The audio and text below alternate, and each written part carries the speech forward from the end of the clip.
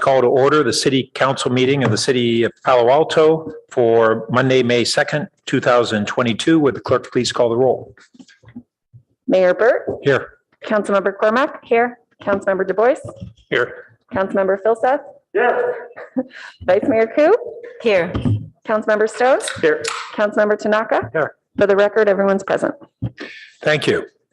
Our first item tonight is a closed session, which is a conference with the city attorney regarding potential litigation, regarding interpretation and application of non-conforming use provisions for 340 Portage and associated addresses as set forth in the September 10th, 2021 letter from Sobrato Organization Authority.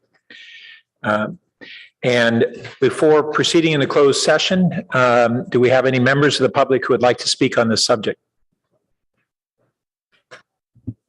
Yes, sir, we do. No speakers? All right.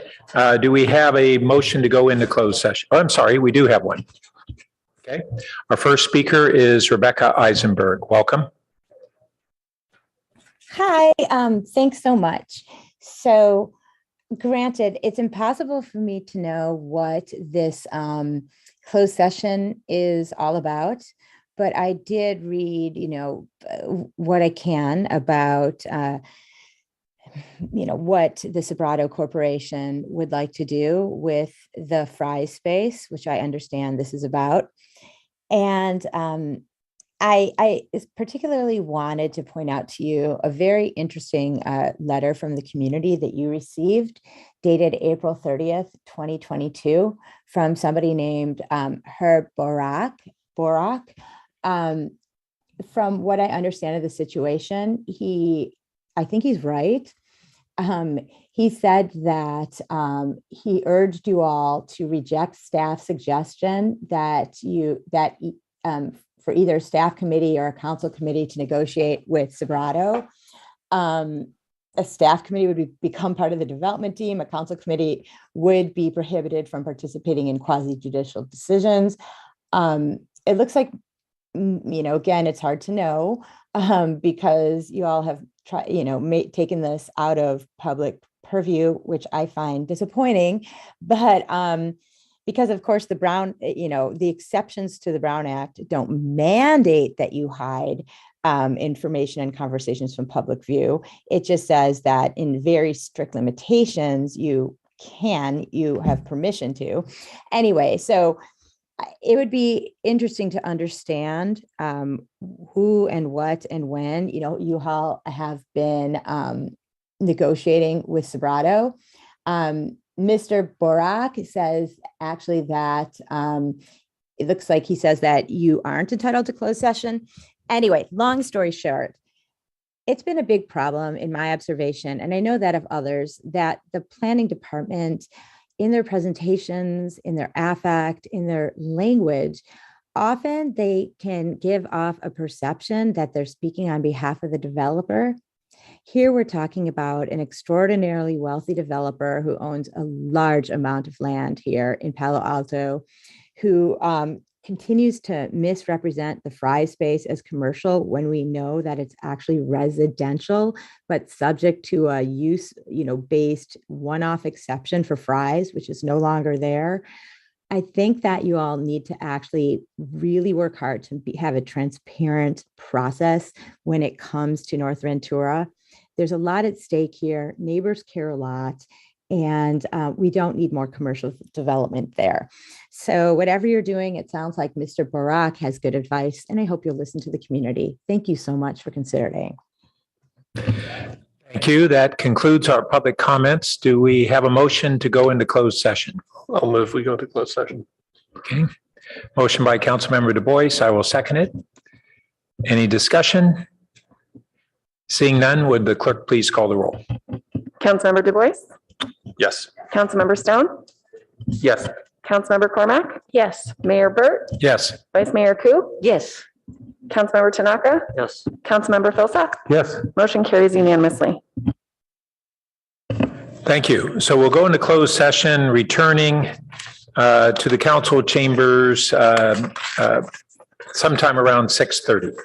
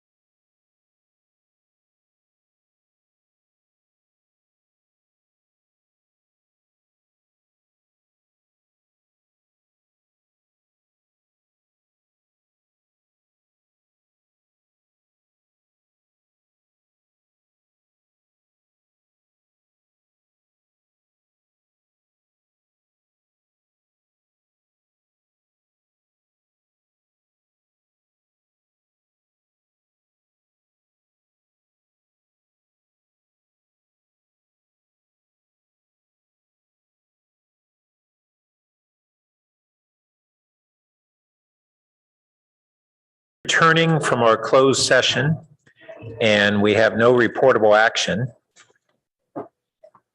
And our next item is a special order of the day, which is the appointment of a candidate for the Parks and Recreation Commission. One candidate, right? Yeah, it says plural. So do we have a balloting process? Yes, Mr. Mayor. The city council did hold a special meeting and interviewed all of the candidates for the Parks and Recreation Commission last week. So we have a doodle poll that has all of the names of each of those candidates. This is to fill one position for the Parks and Recreation Commission. It's an unexpired term that will end on March 31st, 2023. So whenever you're ready, Mr. Mayor, we'll send the link to complete the doodle poll and then let you know when all the results are in. Yeah, please go ahead and send the link.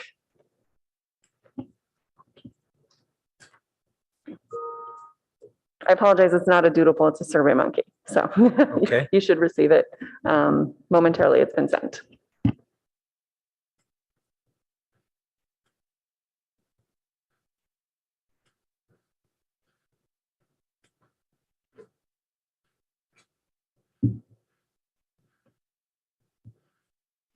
And Mr. Mayor, I don't know if you want to take public comments on this or not. We don't ordinarily take public comments on special order of the Okay. day. Just wanted to verify. Okay.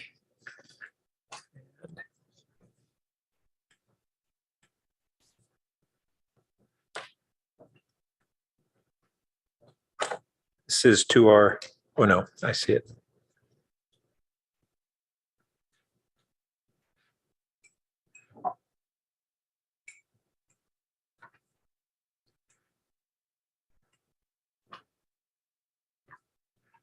Okay.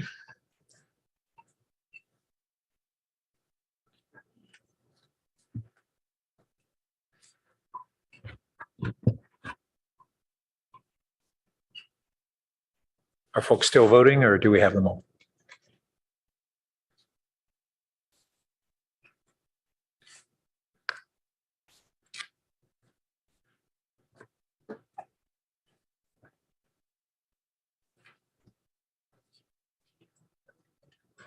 Well, it's because it got to adjourn. I think we'll be there in just a sec because it's.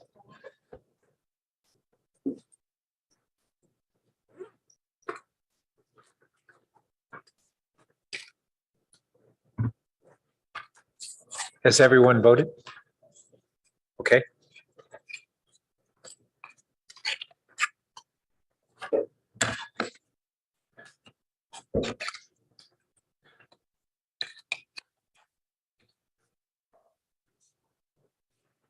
We'll just take a moment while the clerk is tallying.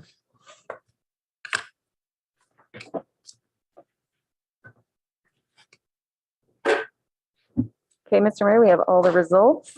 So let me share my screen. Okay, so it looks like we have Jason Schmidt received votes from Councilmember Cormack and Councilmember Tanaka. Joy Ochi received votes from Mayor Burt and Councilmember Stone, and Eve Klein received results from Councilmember Koo, Councilmember Du Bois, and Councilmember Filsa. So there needs to be 4 votes in order to make an appointment. So would you like to do a second round of voting? Okay. So we should be seeing a second round on a doodle poll or a survey monkey poll. Yes. And Mr. Mayor, I'd like to request clarification. Would you like us to do the same names or do you want to eliminate we can people who did not receive any votes? Eliminate the 2 that got no votes. Yes, sir.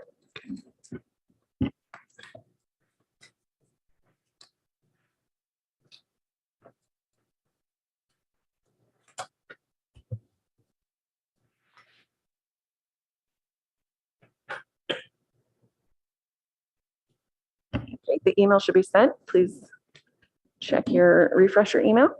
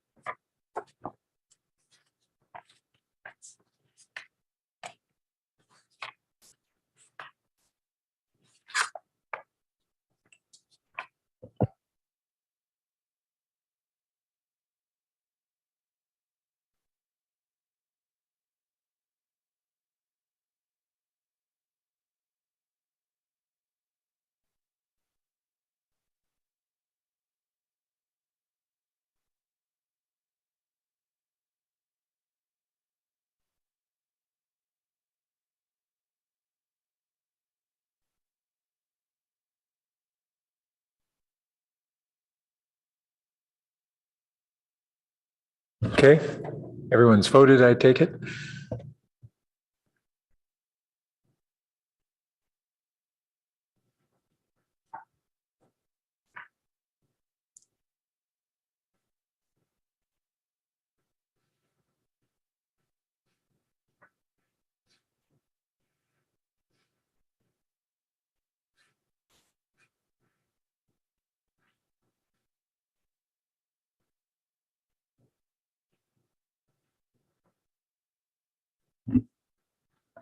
Okay, we have all the results.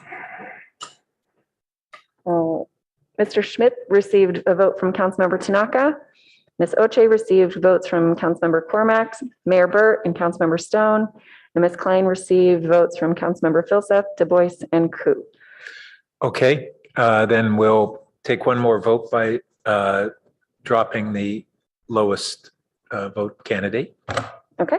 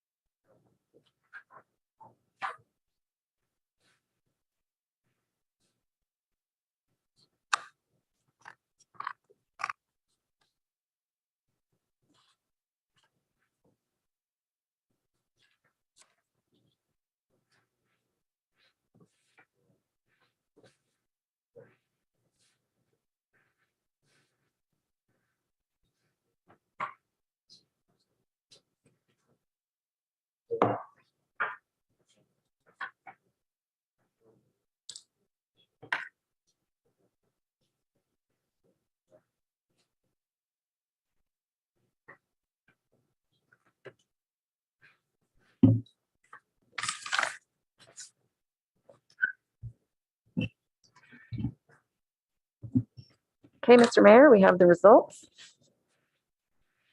And as they're displayed for the third round of voting for the partial term of Parks and Recreation Commission, with votes for Joy Oche from Mayor Burt, council members Cormack, Filseth, Stone, Tanaka, and Vice Mayor Koo. And Eve Klein is voted for my council member Du Bois. So candidate Joy Oche received 6 votes and is appointed to the full term. Thank you, and thanks to all of the applicants, and welcome to our new commissioner, Oche. So, great. I think Councilmember Cormack's correct. It's a partial term, right? Not a full term. Yeah. Yes, a partial term ending March of 2023. Thank you.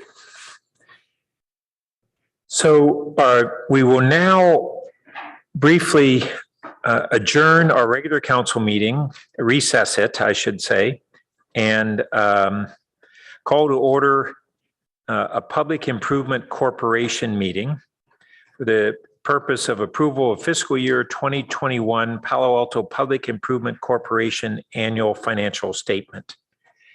And Ms. Noze, are you briefly presenting? Sure, and I will just. Oh, I guess, yeah. Do we need to call the roll again? Do you need to call roll? We can very quickly. That'd be great. Okay. Okay. Board Chair Burt. Yes. Here. Board Member Cormack. Here. Board Member Du Bois. Here. Board Member Koo. Here. Board Member Filseth. Here. Board Member Tanaka. Here. And Board Member Stone. Here. For the record, all are present. Thank you, Ms. Noze. Great. Thank you, Mayor. Kylie Noze, Administrative Services Director. And before you tonight, we have one item, the approval of the 2021 annual financial report for the PIC, which is the Public Improvement Corporation. The PIC is a nonprofit that is led by the city, and it is a tool that enables the city to issue certificates of participation, which are debt issuances to fund capital improvements. There are 3 current outstanding COPs, as are outlined in this staff report, with 146.5 million in outstanding principal, with the most recent one having been issued for the public safety building. With that, I'll turn it back to the Improvement Corporation. Thank you. And do we have any members of the public who wish to speak on this item?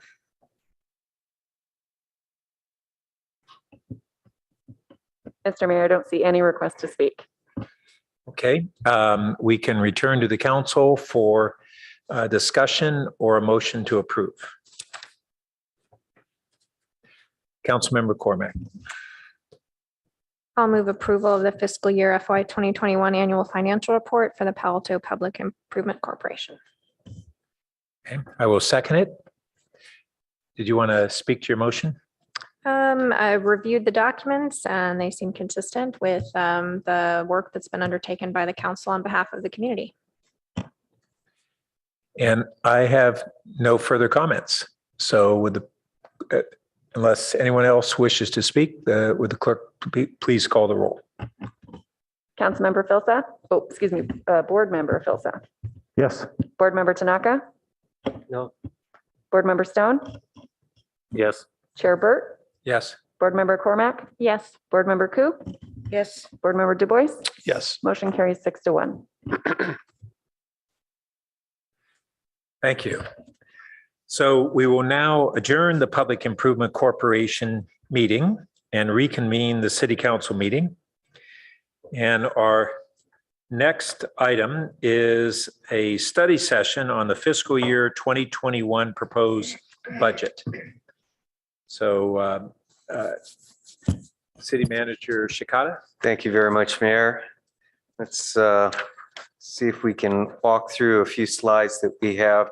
As has been the tradition for the City of Palo Alto, this first meeting in May represents our transmittal, my transmittal, and the organization's transmittal of the proposed budget to the City Council. And so we'd like to walk you through a summary of the material that's before you. Also, council members received the binders that represent your operating as well as capital budget. I just have the operating with us this evening.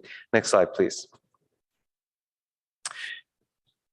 As you'll see in the document, this proposed budget does represent a recovery period and the transition that we would hope will continue moving from our pandemic state to an endemic state, and also reflects the direction previously received by the City Council, primarily through the long-range financial forecast, as well recognizing the assumptions in that long-range financial forecast, which is what we've characterized as a conservative recovery estimate over the next 3 to 5 years, while also reflecting a more rapid reinvestment in services and support for the workforce to continue and to deliver additional service enhancements, including actions previously taken by the council in your mid-year budget review.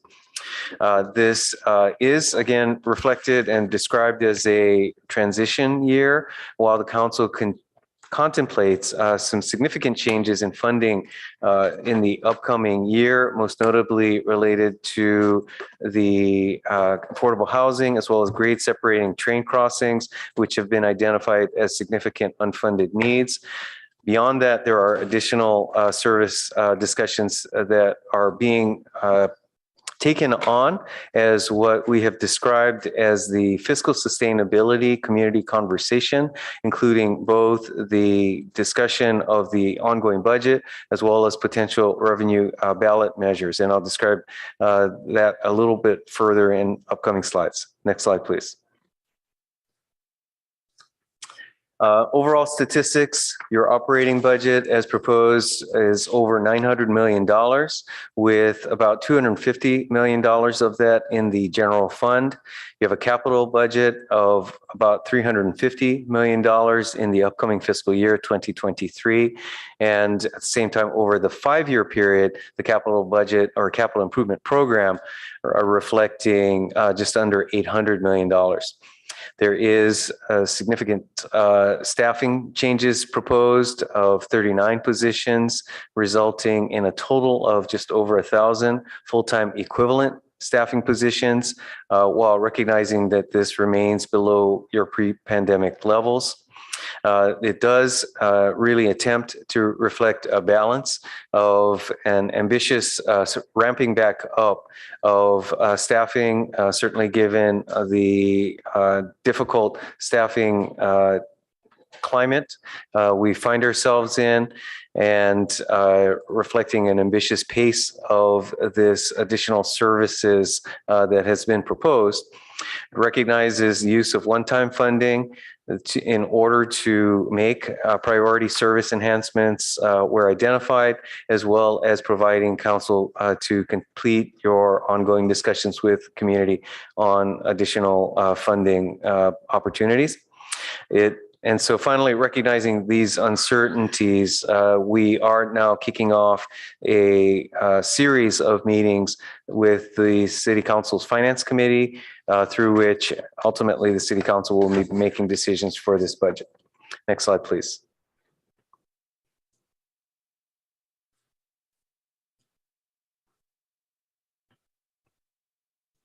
Great, thanks. Then a little more detail on the upcoming schedule. First tonight, May 2nd, council's review and initial discussion and feedback on, and perhaps in particular, providing feedback to the Finance Committee as the committee begins its series of meetings. Back on May 24th, the Finance Committee will be presented with a final based on the discussions that will be happening on the 10th and 11th, discussions of any revisions to the proposed budget, and then coming back to the full council on June 20th. Next slide, please. And then this is a bit of a litany, so won't describe this in detail, but is really intended to reflect the chronology of fiscal discussions that the City Council has had over the course of the last year, really less than a year. But that said, to reflect the numerous check-in points that the Finance Committee and the City Council as a whole has really maintained a level of awareness and monitoring over the last several months on the city's financial conditions, as well as forecasts. Next slide, please. Then finally, once again, just to acknowledge that the budget is a specific action that the City Council will ultimately be taking, but that the city as an organization is responsible for. Simultaneously, we have been having an overall or perhaps a more comprehensive discussion and evaluation of alternatives that go beyond the upcoming fiscal year into long-term fiscal sustainability, and recognizing that this is happening in parallel with council and community discussions of a potential affirmation of the current gas utility transfer, as well as the establishment of a new business tax, and that those discussions will culminate in potentially the placement of measures on the upcoming November 2022 election. Would note that as part of the feedback that has happened both through surveys that you see example of a stack of mailed U.S. mail surveys that have been received, as well as online feedback, as well as surveys that have been conducted specific to the potential ballot measures that have really reinforced community feedback on priorities, much of which has focused and perhaps communicated a priority on reestablishing and maintaining basic services as important components as the city's budget discussions proceed. So with that, let me ask Director Nozay to speak to some of the specifics of what's in front of you. Thank you, City Manager Shikata. Good evening, Council. Again, Kylie Nozay. On the next slide, we will start getting into some of the details. So as City Manager Shikata said, our citywide revenues for FY 2023 are currently projected at $934 million. Typically and consistent this year, our largest revenue source are net sales. These have to do with the rates associated with our utilities. Another large revenue source this year is other revenue, and this reflects significant investment from a capital perspective and the proceeds. So this specifically is actually at the Regional Water Quality Control Plant. We are looking at different ways of funding the long-term facilities plan, which does include some other revenues such as state revolving fund loans. On the next slide, our citywide expenses, obviously the same number, 934 million as a balanced budget, with capital improvement being a significant component of it, and actually outpacing salary and benefits this year. Again, that has to do with the robust capital program that we have, not just in the general fund with our council infrastructure plan, but also those enterprise funds like the Regional Water Quality Control Plant and hundreds of millions of dollars of capital investment that's beginning at a more rapid pace as we ramp through that long-range facility plan. Salary and benefits being 26%, and obviously as a service-driven organization is a significant component of our expenses. On the next slide, reflects the historical comparison of staffing. And we've just tried to note two kind of recent external environment cases just to highlight where we were as an organization. So you can see the Great Recession there happening in 2011-ish timeframe, and then you can also see the pandemic obviously in 2020. And so ultimately, as City Manager Shikata said, this proposed budget would bring our FTE to 1,015 full-time citywide with 551 in the general fund. This is obviously below the low level that you see in FY 21 and 22 that the council adopted as part of those budgets in balancing associated with the fiscal impacts of the pandemic. And this also, although higher than that, is below the peak. So you can actually see the peak of staffing was back in 2003, which had 1,122 full-time staff, 758 of which were in the general fund. So you can see the trends evolve as we move through the different fiscal years here. Next slide. The council has taken significant action to stay abreast of what's going on in the recovery period as we move and transition from the pandemic into the endemic state. So as City Manager Shikata noted, there are about 11, and that's only some of the staff reports that have been brought forward to bring and discuss different financial transactions with this council since September of this year. Fiscal year, I'm sorry. And ultimately, the council has already, through their actions, primarily in the Q1 financial status report, as well as the mid-year budget report, added about 6.6 million in ongoing resources. It's the equivalent of about 20 full-time positions, and in the general fund, 3.2 million and about almost 13 positions in the general fund.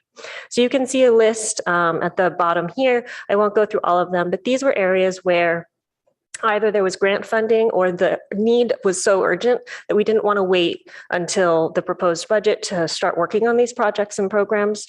And so ultimately, these have been matriculated into your FY 2023 proposed budget, but obviously are things that the council's already taken action on. On the next slide, we have the long range, financial forecast. So this is something the council reviewed, the finance committee and the council reviewed in December and January, a few months ago. You can see this is our base case here in green, reflected that recovery period between a 3 and 5 year recovery, depending on the revenue source. And this, as you can see, has projected surpluses because it didn't assume any restoration of any services. So as a reminder, this base case was actually before the council took those actions to reinvest proactively. And this is before that $6.6 million investment that the council's already made movement on. There were two alternative scenarios that were also provided that the council used in their deliberations. It modeled what a full restoration of services would look like. So if we were just to instantly restore all services that were reduced over the past 2 fiscal years, what would happen? And then the second one was looking at inflationary forces on our forecast by modeling a higher rate of compensation change. So ultimately, there are two alternatives that were presented. Both of them did put the financial situation into a negative stature, and is also one of the things, obviously, that we've been looking at as part of the fiscal sustainability conversation. On the next slide. So from that long-range forecast, what staff does is takes that direction from the council, those revenue estimates, those expense and service levels that the council has started as the benchmark to the development of the upcoming budget. And ultimately, before this council is a 2023 general fund budget that's about $247 million. Important to note, as you can see in the upper left portion of this graph, that some of this is funded by use of reserves. So we can get into that a little bit later, but this does leverage one-time funds to help continue to bridge during this transition period as the council contemplates other funding sources. Property tax remains our largest revenue source. From a tax-based perspective, with sales tax and TOT slowly growing back as they recover from the pandemic.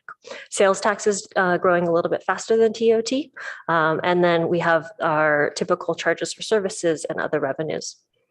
On the next slide, we can see a little bit more detail about what's changed.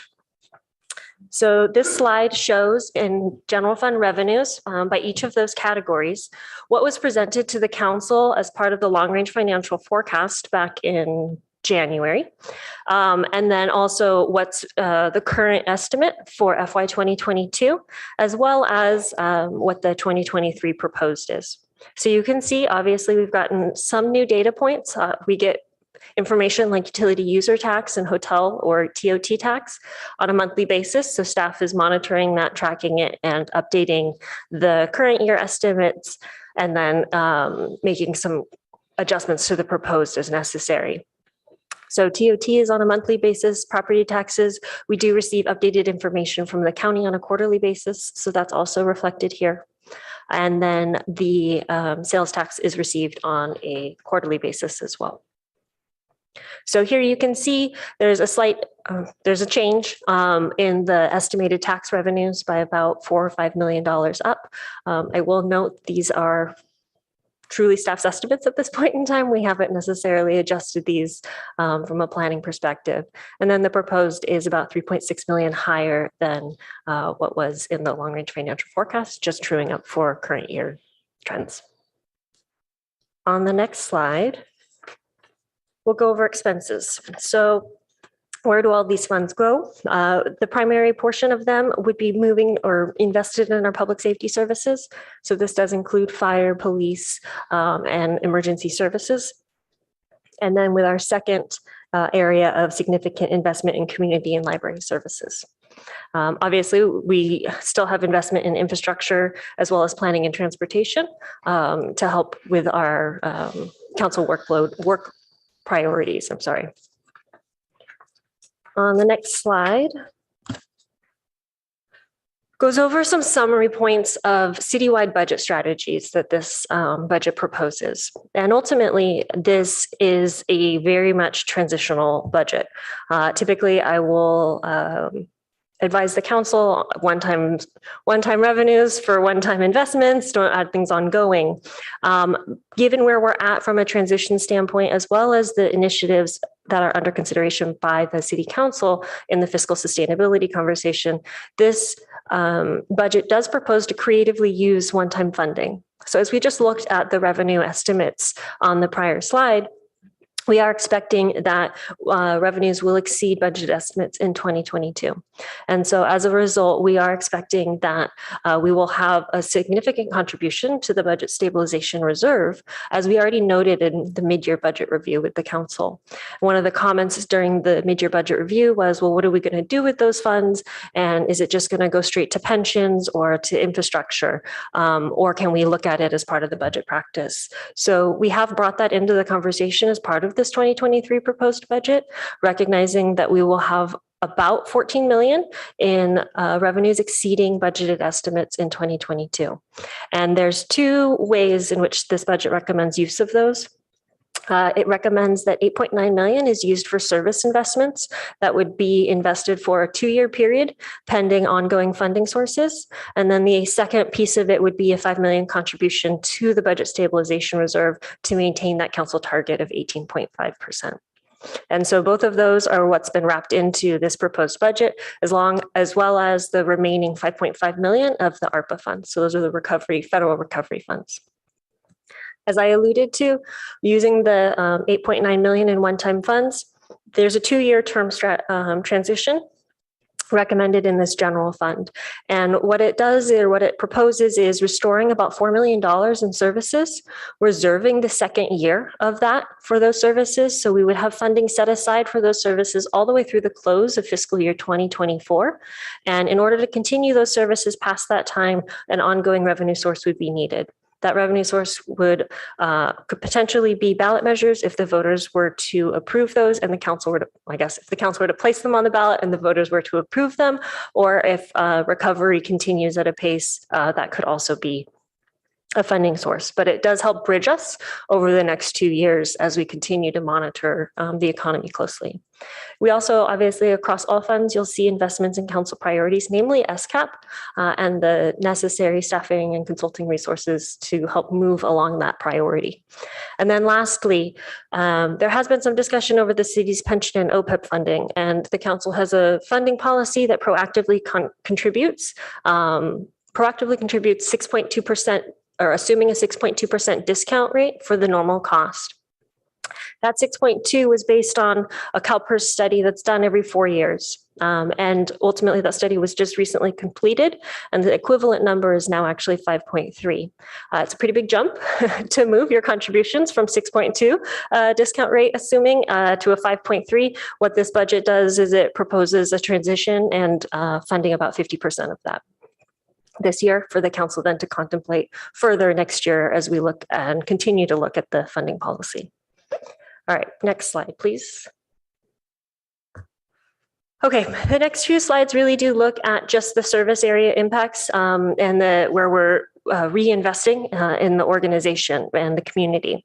So I won't go through every detail on each of these, and there's a summary slide at the end. So ultimately, though, in neighborhood community and library services, we are looking at continuing that investment in the Junior Museum and Zoo, making sure we have staff and systems necessary to support full opening of that facility, since we've been in that pandemic kind of state. Also reinvesting in programs, arts programs, theater programs, and the Twilight concert series. In the library, obviously, increasing library hours. So moving to 4 days a week in small branches and 6 days a week in large branches. This would also enable us to support special programming events throughout the library facilities. Next slide, please. All right, public safety. This recommends beginning a strategic recruitment plan, actually, specifically for firefighter trainee positions. I think we've talked about over the course of this year the need to maintain our recruitment pipelines, that the labor market is fierce. And so developing programs to help us reach individuals at different stages or levels of experience. This one is one that would allow us to establish some trainees that could ideally be candidates to move into a full-fledged firefighter position. In the police department, we're looking at restoring some of the critical areas that the council's identified for priority this year, like the special problems detail, the PERT program, or psychiatric emergency response team detail, as well as our investigation unit. On the next slide. Planning and transportation, there are significant investments happening in the fire prevention program. And this is to meet the demands for hazmat facility inspections as well as compliance with state mandates. So you'll see a reorganization over there. There's a hanging bullet, which was supposed to say information enhancements such as GIS. So there are some investments in our GIS system, updating the information within them, which is a backbone system for our planning department. Also, you'll see resource additions in the development center. So looking at how do we meet the need of the permit applications and that one-stop shop for the community. And then you'll also see one-time funding for certain key initiatives like NVCAP, the housing element, as well as that the housing grant from your meeting on April 18th. The name is escaping me. OPEC. Thank you. Couldn't remember the acronym. All right, next slide. Under infrastructure and environment, you'll see an investment in our airport operations, working to bring them to a more sustainable level, and then significant investments, like I mentioned before, on sustainability and climate action plans. Across internal service departments and appointees, there are really some investments to move towards, frankly, just supporting as we are reinvesting in the organization, the systems and people necessary to support those, and looking at things like the upcoming labor negotiations that are coming up, since we do have contracts that are ending in December, as well as our procurements, warehouse, and other systems. Next slide. Non-departmental, there are a number of aspects in non-departmental. This just highlights a few, since often this is where some larger investments are. As I mentioned before, we do recognize the final installment from the ARPA funds. This proposed budget will reserve in full the utility transfer litigation and our current estimate for what the one-time cost associated with that legal challenge may be. It has that reserve for the second year of the restorations recommended in this proposed budget, that pension contribution like we mentioned, as well as Project Home Key. If you recall back, I believe it was at the end of 2021, the council had provided staff direction to support that application for Project Home Key build with a $7 million operating support. And so this budget does implement that, assuming $1 million every year. On the next slide. We talked about a 2-year funding strategy. And so what this slide does is summarizes in one place all of the proposals that are recommended to be funded on a 2-year basis. It's about 23 FTE full-time, about 5 FTE part-time. And so ultimately, these are the ones that we would be using one-time money potentially to begin restoration of, and would be needing ongoing funds to be determined before the end of fiscal year 2024 in order to continue these services. Next slide. All right, there are a number of other funds throughout the budget document. Highlighted here, we have shown the utility rates that the Finance Committee has most recently reviewed in the proposed column on the far right, with a note that with the projected SFPUC rate, that may change our water rate significantly, something that we did discuss with the Finance Committee on the 18th. Next slide. Okay, capital. So this does have a 5-year capital improvement plan. It does show a significant increase from FY 2022, which had 147 million up to 352 million in 2023. Again, this is primarily due to the investment in the Regional Water Quality Control Plan. You can see by fund type that enterprise is our largest share of our capital improvement program, second being our capital project fund, which is where the council's 2014 infrastructure plan is funded from. Is there a typo on the lower right there? The enterprise funds, the 83 projects, it says 25 million. Yes. I will get that fixed. Thank you. Next slide. It's a big typo. It is. We're missing a number. We're missing a whole digit. We will fix that. All right. This is the CIP general fund investment.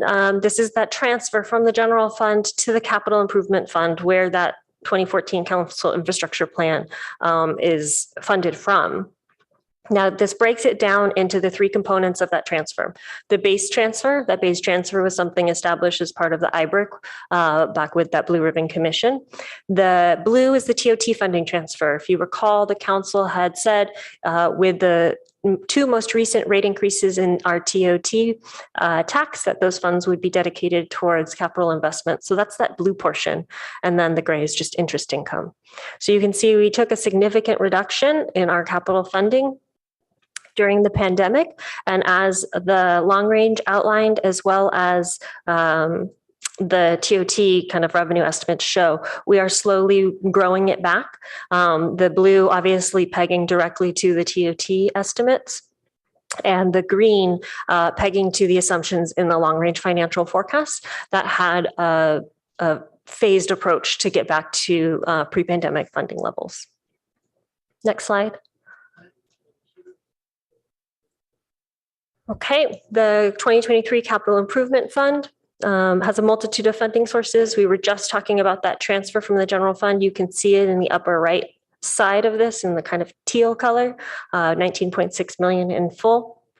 You can see a significant portion is from fund balance or reserve. This is just carry forward. Oftentimes there's just differences in the timing of projects. So if something was planned in this fiscal year, but won't actually perhaps break ground, or the contract won't be awarded until next fiscal year, we'll carry those funds over from one year to the next. And you'll see the other kind of area of significance are federal and state grants, as well as impact fees for our inland fees. Excuse me. Next slide, please. Okay, so joining the budget conversation, as we noted at the beginning, the city, in tandem with the budget process, has the fiscal sustainability community conversation. On the left, you can see our schedule, basically. So what's outlined here is the schedule tonight. The city council, I'm sorry, having our study session, 3 finance committee hearings, and then city council budget adoption. We do have, for reference for the council, the process in gray that was used last year for your review and deliberation tonight. And then obviously for the public who's watching, if they haven't already, always encouraging everyone to join that fiscal sustainability conversation as we do continue to take the feedback. Next slide. Okay, so council discussion tonight, obviously a study session, just trying to round it out. Hopefully the council as a whole can help provide general guidance to your colleagues on the finance committee to help them in their detailed work reviewing these budget documents. Other areas for consideration to opine on are the budget strategies. I spent a lot of time on that slide, but obviously as we have questions, and really providing some guidance and feedback on those strategies for balancing the budget. And then also feedback on the review process. So we went over previously the calendar of events. And so is that the order of operations or any other changes that the council may wish to discuss ultimately before budget adoption, which is scheduled for June 20th, 2022. With that, I'll turn it back to the council. Thank you. So since we're running behind schedule, let's go to the public next because they've been waiting.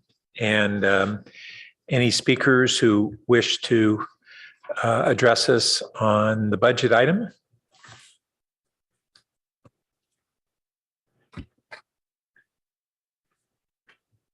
Okay, our first speaker is Aram James. Welcome. It appears Mr. James put his hand down. So 1 second, let me update the list. Okay.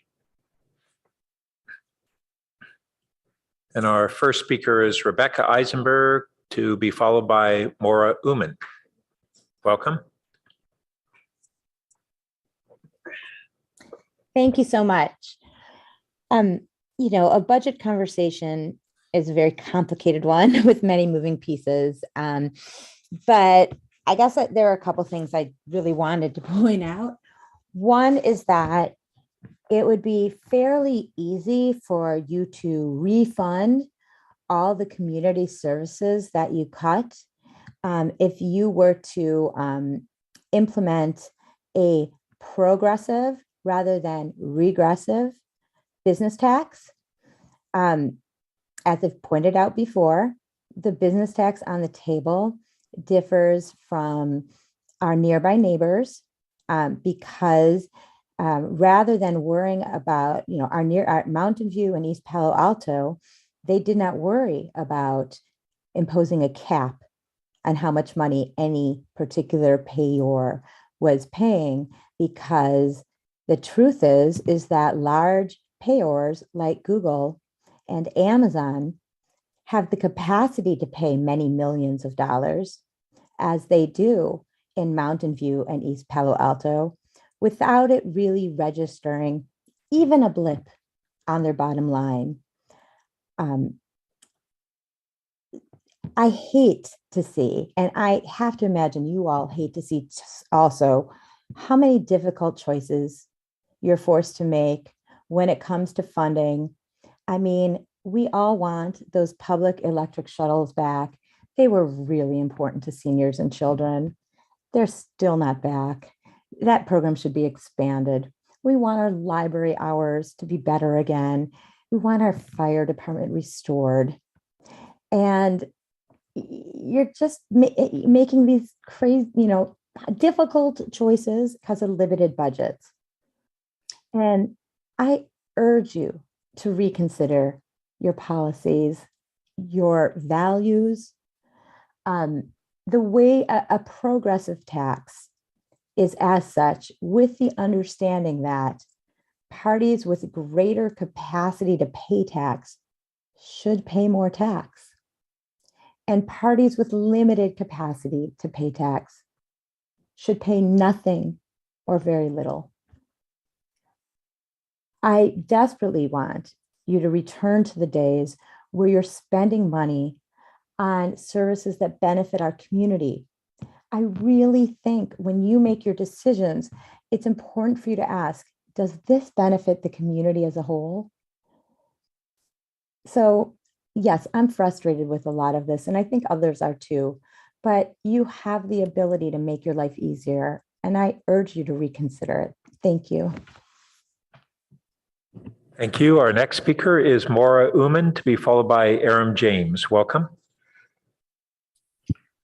Good evening, Mayor Burt, Vice Mayor Koo, and City Council members. My name is Maura Uman. I am the Executive Director of Youth Community Service, YCS.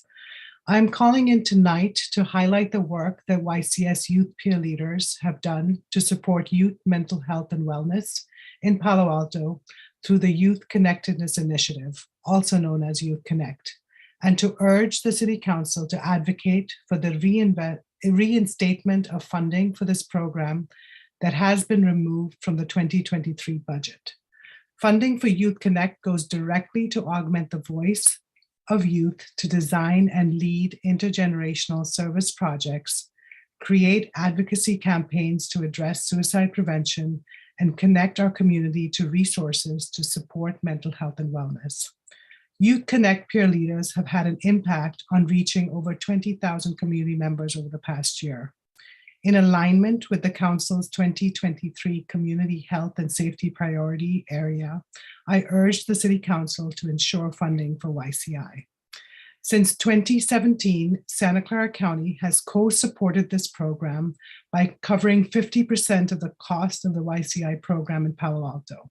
In fact, just last month, the county has agreed to extend their funding for the Palo Alto program for 3 years to support the sustainability of this program and to provide additional funds to expand the program to other cities in the county.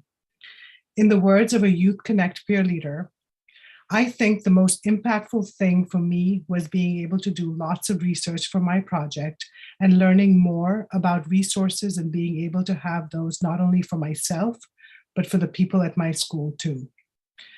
Recently, Assistant Superintendent Lana Conaway shared in the Palo Alto Weekly article, we have to do a better job of making sure that we understand what the youth's asks are and what their needs are. I think that conversation needs to be ongoing, not a one-shot deal. It is disheartening to see the city's budget expanding in many areas while eliminating funding for youth mental health. Cutting this funding is out of alignment with both local and national cries for more support for mental health of youth.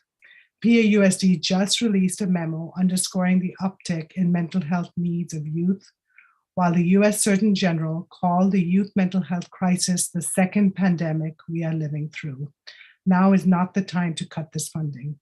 Thank you for all you have done to support our youth and their needs during the pandemic. Thank you. Thank you. Our next speaker is Aaron James, to be followed by Linda Lenoir. Welcome.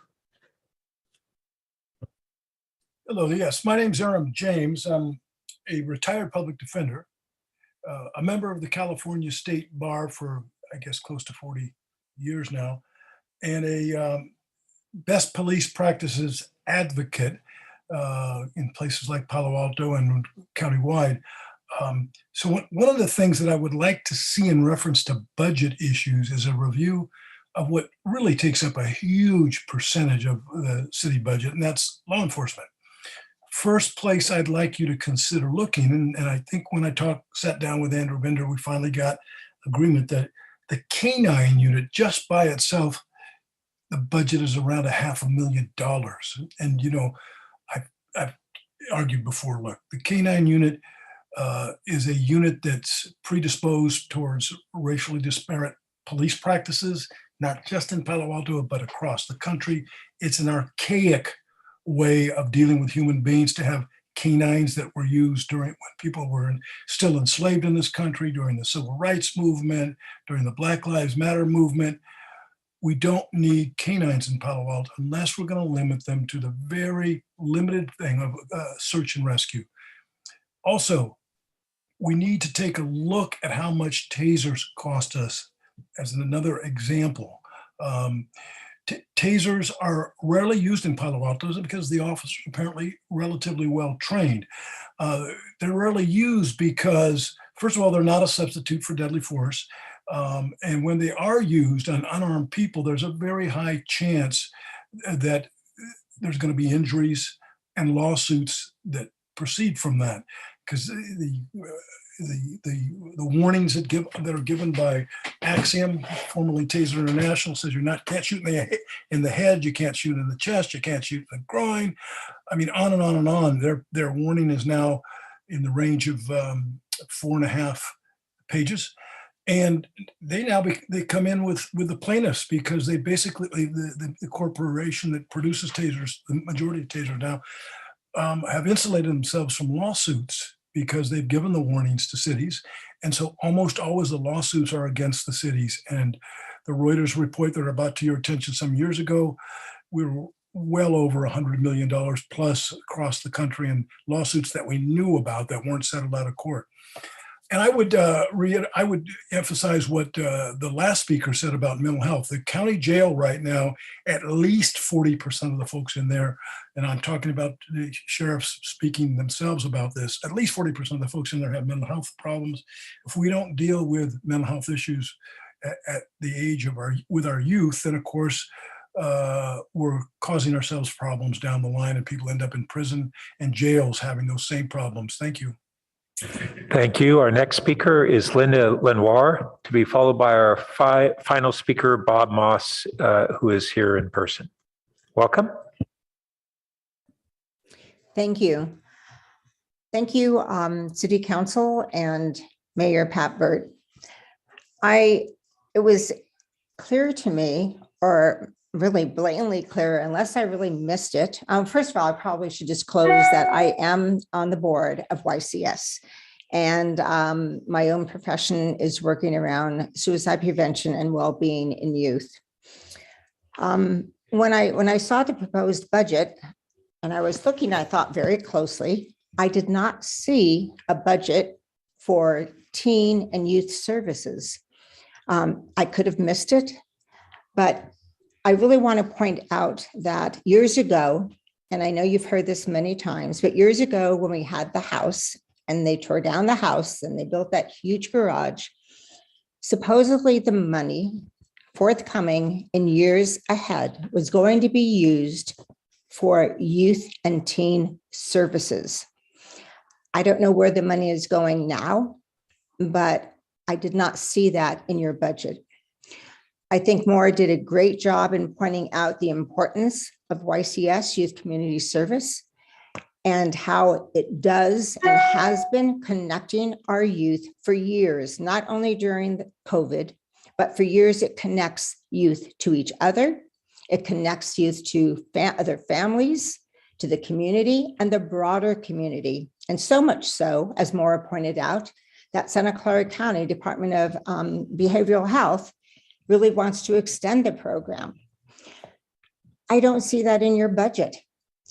If you look at connectedness and you go to the recent surveys, I think the results are from 2017, 2019, and the surveys that our own youth there in Palo Alto have taken, and you look at how connectedness affects mental health, you will see that the higher the youth feel connected in some way, the less suicidal ideation they have.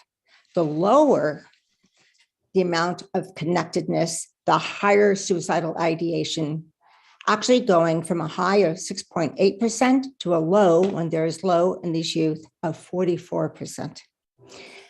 I can't emphasize enough the importance of connectedness, the importance of the YCS Connectedness Youth Program.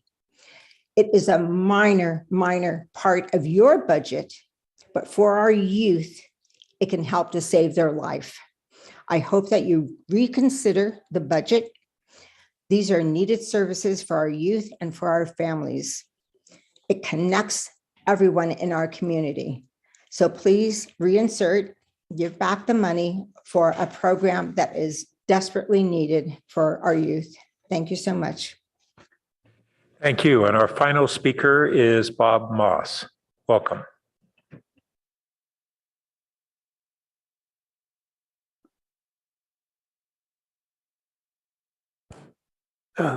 Thank you, Mayor Burt and council members. I was debating whether I wanted to speak on this topic, but after thinking about it, I think I will. We are going to have more income this year and probably next year than we've had in the past due to the pandemic. And one of the things I have not seen talked about using any additional revenue is capital improvements. And certainly one of the capital improvement budget items that has been kind of set aside that we should be putting money into is, excuse me, the train separations at Meadow, Churchill, and Charleston.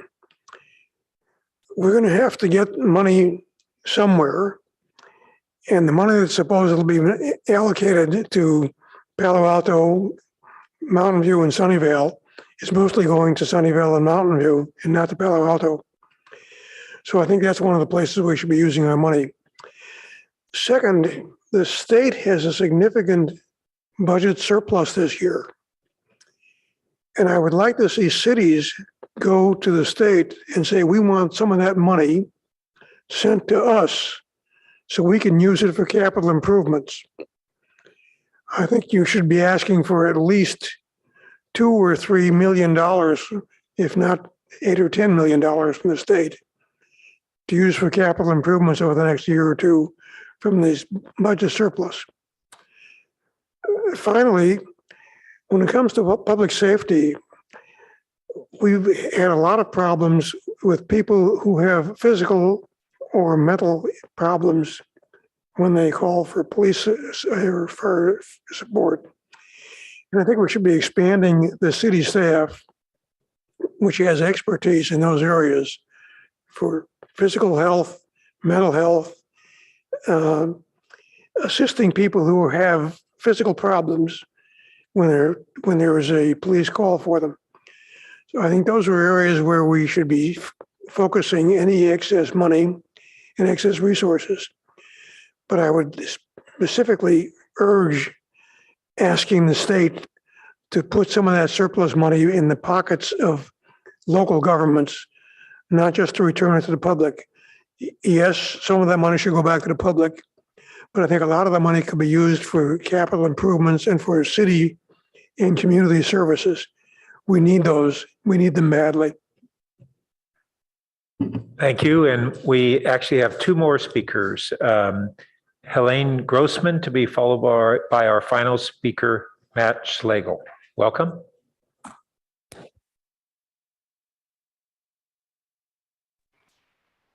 Can you hear me?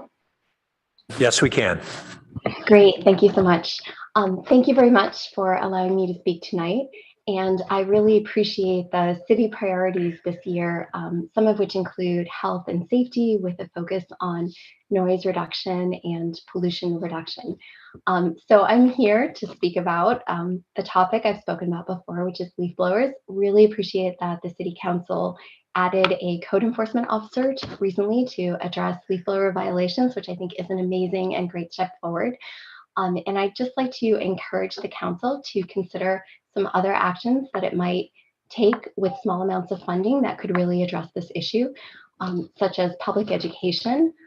There's already some funding for block parties. So during those block parties, we could educate property owners about the leaf blower law and about the pollution and noise and harm that they cause, and encourage residents to switch to a cleaner alternative.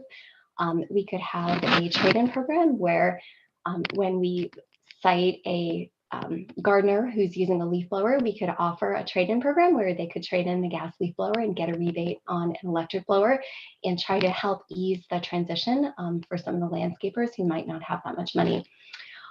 So I get lots and lots of email from people who are very upset about leaf blowers in the city. I'll just read you a couple of comments that have come in to me. Here's one that I got recently. I'm a lifelong resident of Palo Alto for almost half my life. I've been trying to get some quiet time and clean air. Another comment I got recently was, the fumes come in through my windows, the noise is terrible. There are gas leaf blowers on all sides of my house during 6 or 7 days of the week. I can't even take a walk through otherwise pleasant residential neighborhoods of Palo Alto without passing them. Another comment I got is, I have a child with asthma and it's really difficult for them to breathe when they're near a leaf blower. So really appreciate all that the city has done so far, and really hope we can go that one last step with some additional funding for these small initiatives to really educate residents and help get this enforced. So thank you very much. I appreciate it. Thank you. And our final speaker is Matt Schlegel. Welcome.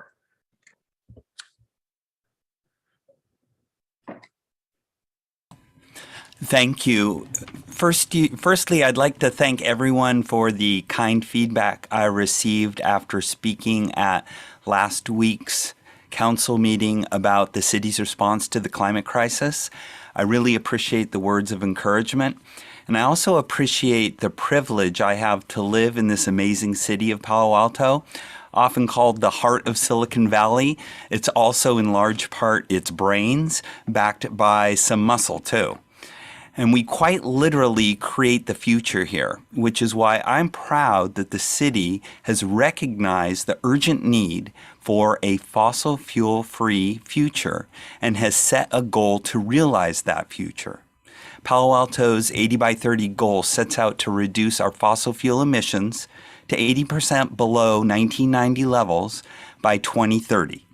When the goal was established in 2016, I suspect we thought it was aggressive.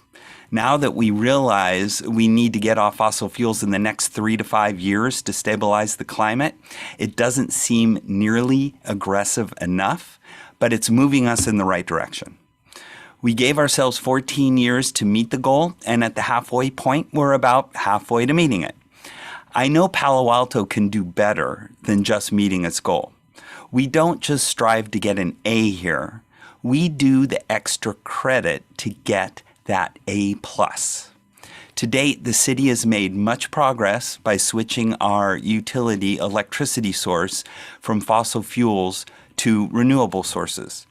Now, the two big greenhouse gas emitters are cars and homes. Palo Alto already has one of the highest concentrations of electric vehicles on the planet, and drivers continue making progress on that front. As for residences, the city has prohibited gas hookups to new construction. Also, the city has in place an incentive program to encourage residents to replace their fossil fuel water heater with an electric water heater, which will run on Palo Alto's fossil fuel-free electricity. That's a great idea, and I'm in the process of upgrading my home and 2 family members' homes. This is such a satisfying project, and I'm learning a lot in the upgrade process, and I'll share my experiences with you so that you, as our representatives entrusted with meeting our 80 by 30 goal, can continue to introduce policies that encourage our citizens to retire their fossil fuel appliances and cars and stop burning fossil fuels and eliminate greenhouse gas emissions with the urgency that this moment requires. We all want to maintain a stable climate and leave that to our children. This is definitely a project worth doing the extra effort to get the A+. And achieving this goal is something that we can be proud of and our children will appreciate and be proud of. Thank you so much. Thank you. And that concludes our public comments. Now we'll return to the council.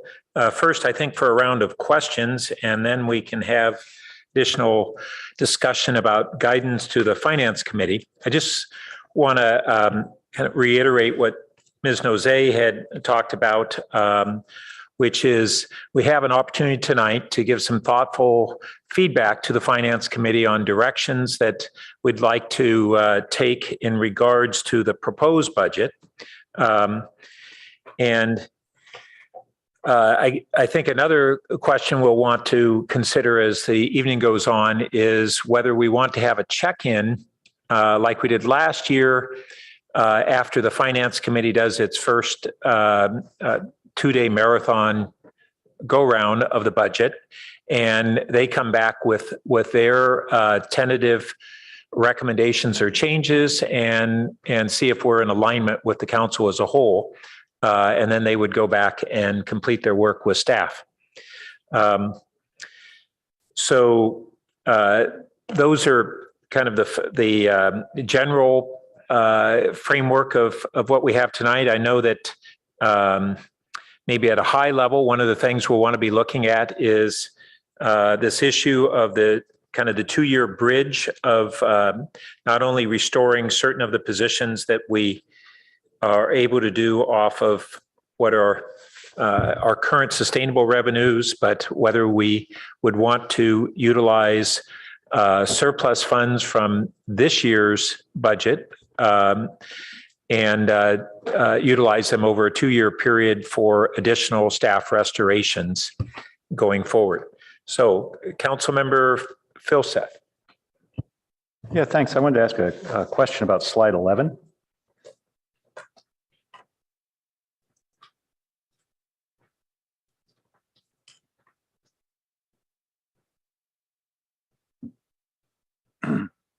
Cool. So if you look at adopted versus projected 2022 in expenditures, the adopted were 2.9, but the final, or at least the mid-year projection, was 207. So we're actually 2 million lower in expenses. That's always a good place to be. Any particular color on where the 2 million difference came from? Was that anything specific, or a lot of things, or we hired more slowly than we expected, or? Our primary savings is in our vacancy savings. Vacancy savings. Okay. That's what I suspected. Thanks. Councilmember Cormack. Thank you, Mayor Burt. And just questions on this round? Okay. That's correct. All right. Just wondering what staff would think it would take to accelerate recovering and restoring the general fund transfer to CIP. That looks like it's over a 4-year time horizon. What are the the situations that would put us in a position to accelerate that? What would have to change? Well, ultimately, that is a council, it's a policy call by the council. And so the assumptions that are in here aligned with those obviously in the long range financial forecast, which had that moderate, that conservative kind of restoration period, and align that transfer with it. As we are receiving new information and moving through this period, that is a policy call for the council to make if they wish to, or if you wish to change that that transfer. Obviously, there are impacts if the funding is programmed for services or something like that. The other option is, by council's current policies, should there be excess funds beyond the 18.5% target for the BSR at the end of the fiscal year, the city manager does still have authority to transfer that 50-50 to the pension trust fund or the capital fund. So obviously we've done our best estimates and programmed those funds out as part of this budget. The council could choose to change that transfer as part of it. The other vehicle would be additional excess funds should they materialize at the end of this fiscal year. Including potentially if one of the ballot measures passes, the gas transfer, for example, if that was reaffirmed. If that was reaffirmed, that would obviously change the financial assumptions in here. And for that, what we would likely do is come back to the council and make some budget adjustments at that time. Okay. How confident is staff? Looks like the biggest delta in dollars year over year in sources is in TOT, hotel tax. I'll just try to say that in case anyone's watching. Looks like it's about 10 million. How confident is staff in that materializing? We wouldn't put it before council if we didn't have some level of feeling like we could start to financially plan around that figure. I only hesitate because I learned very quickly during the pandemic how fast that revenue stream can drop. Faster than frankly I've ever seen one drop before. So I have that hesitancy, but ultimately this does reflect the trends that we've seen thus far this year. It does expect them to continue. So it really does depend on if travel does resume, if people resumed in-person events, both from a corporate perspective as well as Stanford, frankly, right, as they're moving into new phases as an organization. So I would say we're optimistically cautious about us meeting these. Okay. Other questions? Well, let me go to one. I'll just go in order. Looks like we're adding a fair number of employees in different areas. Particularly, I see Planning and Development Services has 10. But it's going to take a long time to hire those people. Will we be continuing to use contractors in the interim? We get so many emails on this topic. So can we just address that briefly? Sure. You are reiterating a point that the council discussed at length in mid-year. And again, we've had to make simple assumptions as part of this budget development. And in discussing with individual departments, there are some roles that are recommended for addition that could easily be using a contractor right now until they hire a full-time position with a new employee. There are others that are not as easy. So across the board, we did just recommend, and this budget assumes full funding, which would give the departments the flexibility to either hire a contractor or just simply move forward with hiring. So it does hedge from that perspective. And I would just add that another interim strategy that this particular department is pursuing is use of overtime as a way of bridging capacity in the meanwhile. Okay, well, we'll use up that $2 million that Councilmember Phil Seth found in that well, I was delta on the actually expenditure. Gonna note if I No, might. that's already in the budget we're using. I was just going to note one of the things to consider as that 2 million that I remembered after you asked that question, Councilmember Phil Seth, was that the council did approve new labor contracts subsequent to this, and so that figure has gotten smaller. So yeah, and so that'll be reflected in adjustments on fiscal 22. That was already reflected in the $14 million that we assumed as part of recognizing this BSR as we looked at where our department's tracking. Okay. Okay. It's not really a question about inflation, so I'll come back to that in another round. Newell Street Bridge now in capital. It's page 59, PE 12011. Are those numbers still accurate given the delay? Looks like they're the same numbers we've been using for the past couple of years. We're pretty confident that those are the construction numbers? No, I see. And it doesn't have to be answered now. I'm just throwing that out as one that I noticed as I went through. PE 08001, I don't see any funding for Ramos Park. Did it drop off the list? I don't think it's done yet. I'm writing these down. My Okay, just computer's write them down. freezing. I'll keep 1 going. Page 97, Fire Station 4. Is the design complete? I don't, it looks like there's a big gap this year. I was going to say, while I'm trying to fix my computer, if ELT is on the line and knows the answers to some of these questions, please feel free to chime in. Okay. And I've only got 2 left, so I can just keep going and we can come back later. The Baylands levee repair, that's page 130 in the capital. Just want to be sure that's aligned with the Valley Water tidal gates closures. Either we should do it all at the same time or, and tell everyone don't come to the Baylands, or else we should say we'll stagger it so people can use different parts of it. I'm sure staff's already thought of that. And then finally, page 533 in the capital budget, I'm not surprised to see lots of expenditures this year in terms of technology. I am surprised to see nothing in the out years. So would just be interested in, and these aren't necessarily things staff has to answer tonight. These are things that hopefully the finance committee with their abundant time can dig into and spend some more time going through those. Thank you. And Council Member Stone.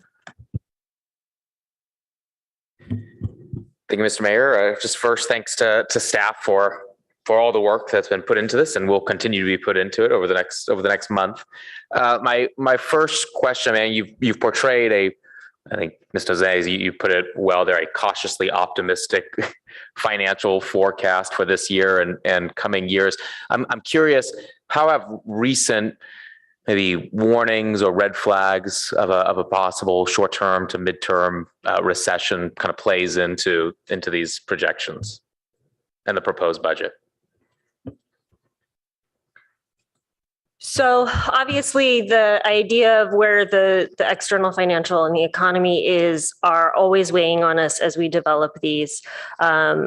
Ultimately, as those conversations have amplified, I would say, in the public domain, we were already past the long range financial forecast with the council and the like. And so what we tried to do was acknowledge all of the variables at play and hedge a bit as part of this budget. And that's why it is positioned to leverage funding that we know we have today, or rather our projections we think that we will have by the end of this fiscal year with some level of certainty, and use that to help us bridge over the many variables of uncertainty over the coming kind of 24 plus months. And that way, ideally, as the council is pursuing different potential revenue measures like affirmation of the utility transfer for the natural gas or a potential business tax, those two are pros, I would say, on the balance sheet, while obviously a recession would be a con. So we try to keep it balanced to just middle of the road, acknowledging that we don't have all of those answers at this point.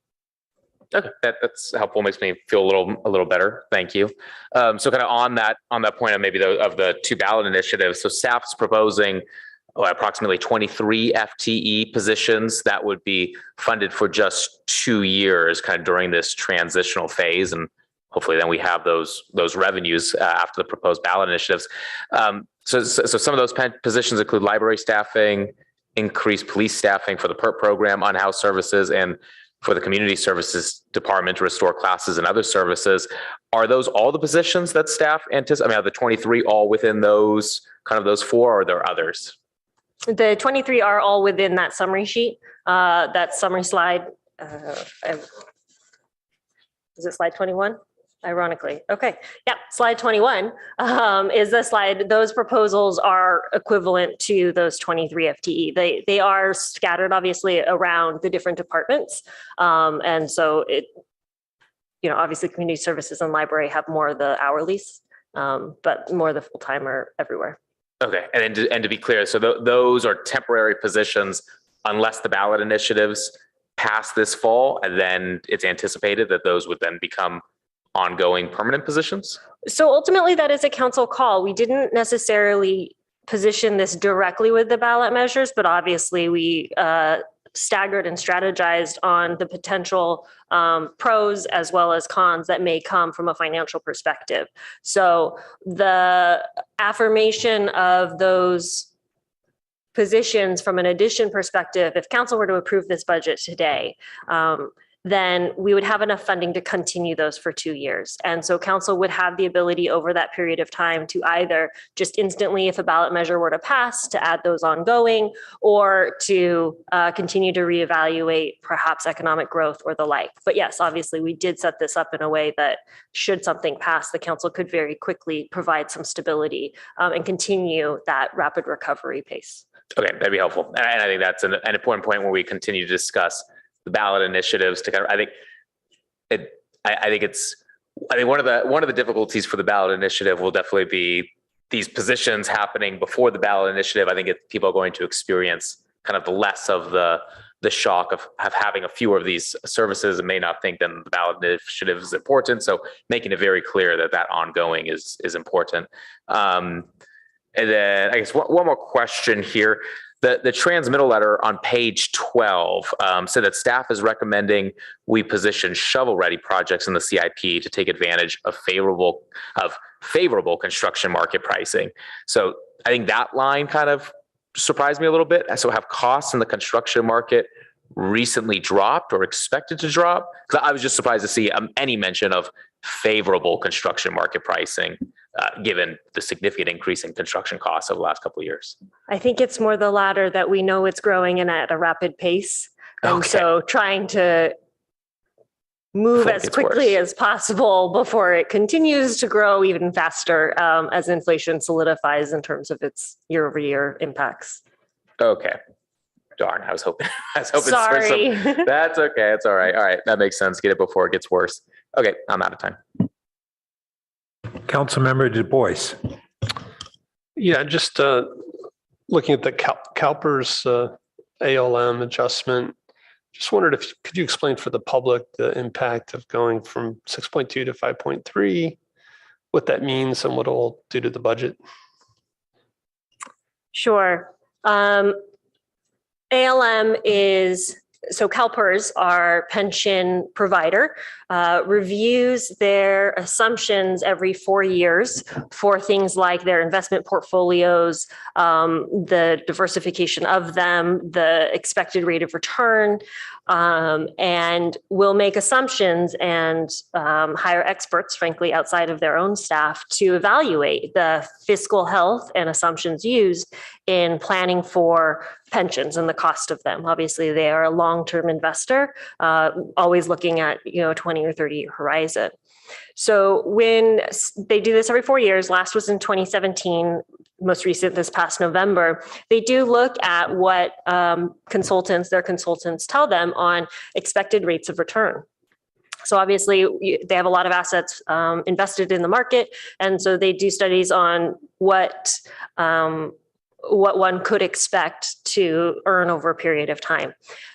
Those consultants provide that information to the CalPERS board, who then makes determinations on what assumptions that CalPERS as an organization chooses to do and use as part of their planning. This council made a choice to use the consultant studies and the average responses from them on the discount rate, which is what we would expect to essentially earn in the market. And that was 6.2 back in 2017. Those same studies have been updated 4 years later, and the new number that's roughly equivalent to the 6.2 is 5.3. So if we were to stay true to what the council's pension funding policy says, which was that we would proactively fund our normal cost, so we aren't digging a greater liability than what we think will materialize to fund proactively at these lower discount rates. And that's what this does. This recommends 50%, so transition year, 1.3 million in the general fund, which would mean ongoing, if we were to move to this, it would move to 2.6 million in the general fund of additional 115 contributions. So just to be clear, the CalPERS is not adopting the 5.3, No, and they're much higher still, right? correct. CalPERS is actually at 6.8 at this point. They were at 7, and they have a already board approved risk mitigating plan. And so when they had their significant gains in the prior year, that automatically triggered a reduction in their discount rate to 6.8. So that's where they stand. And when you say it's transition year, effectively, are we going from like 6.2% to 5.7%, and then the next year will go all the way? So, right. Yeah. Mhm. Okay, thanks. Mhm. And the impact of that is it takes money away from the budget and puts it in the savings account to pay future pensions. It does. Excuse me. So my first question is at a pretty high level. We have in all of our funds a very large increase this year, and one of our local papers had as a headline that we were had a massive increase in our budget, but that is very heavily weighed by the huge investment proposal for the wastewater treatment plant. And that's Palo Alto and 5 other agencies of surrounding communities. And so it kind of, it's attributable technically to our budget, but it's basically Palo Alto serving a total of 6 communities in that. And I think it goes up about, is that 150 million increase there? Thereabouts? 167.8 million specifically. In the capital expenditures for that. So my question is too, that's, I'm really glad that we're having that level of investment. It's long overdue on an antiquated plant. But are we going to be able to spend all that in this year?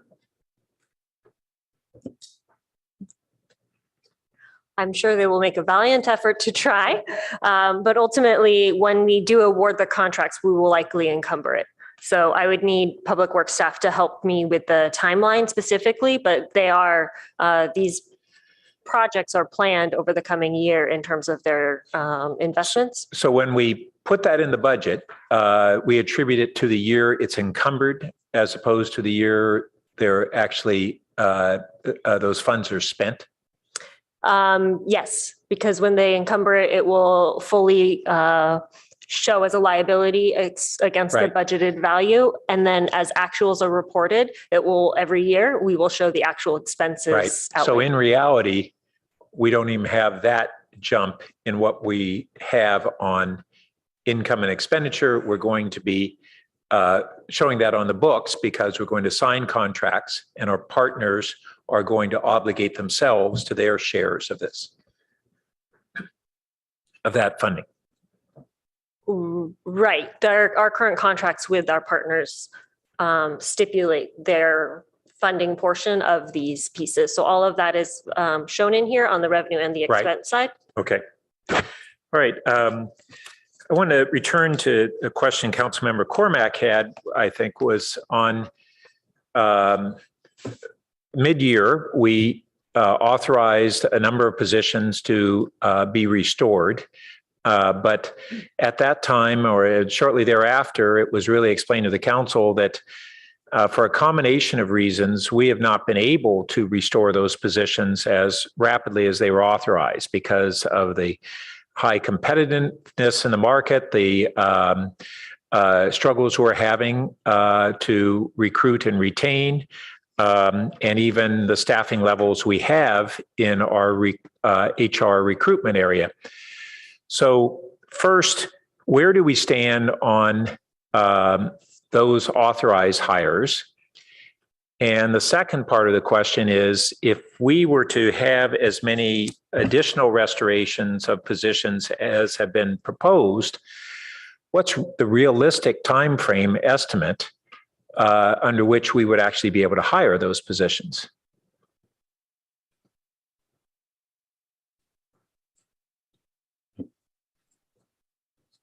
No, I wouldn't want to speculate on the timeframe necessary.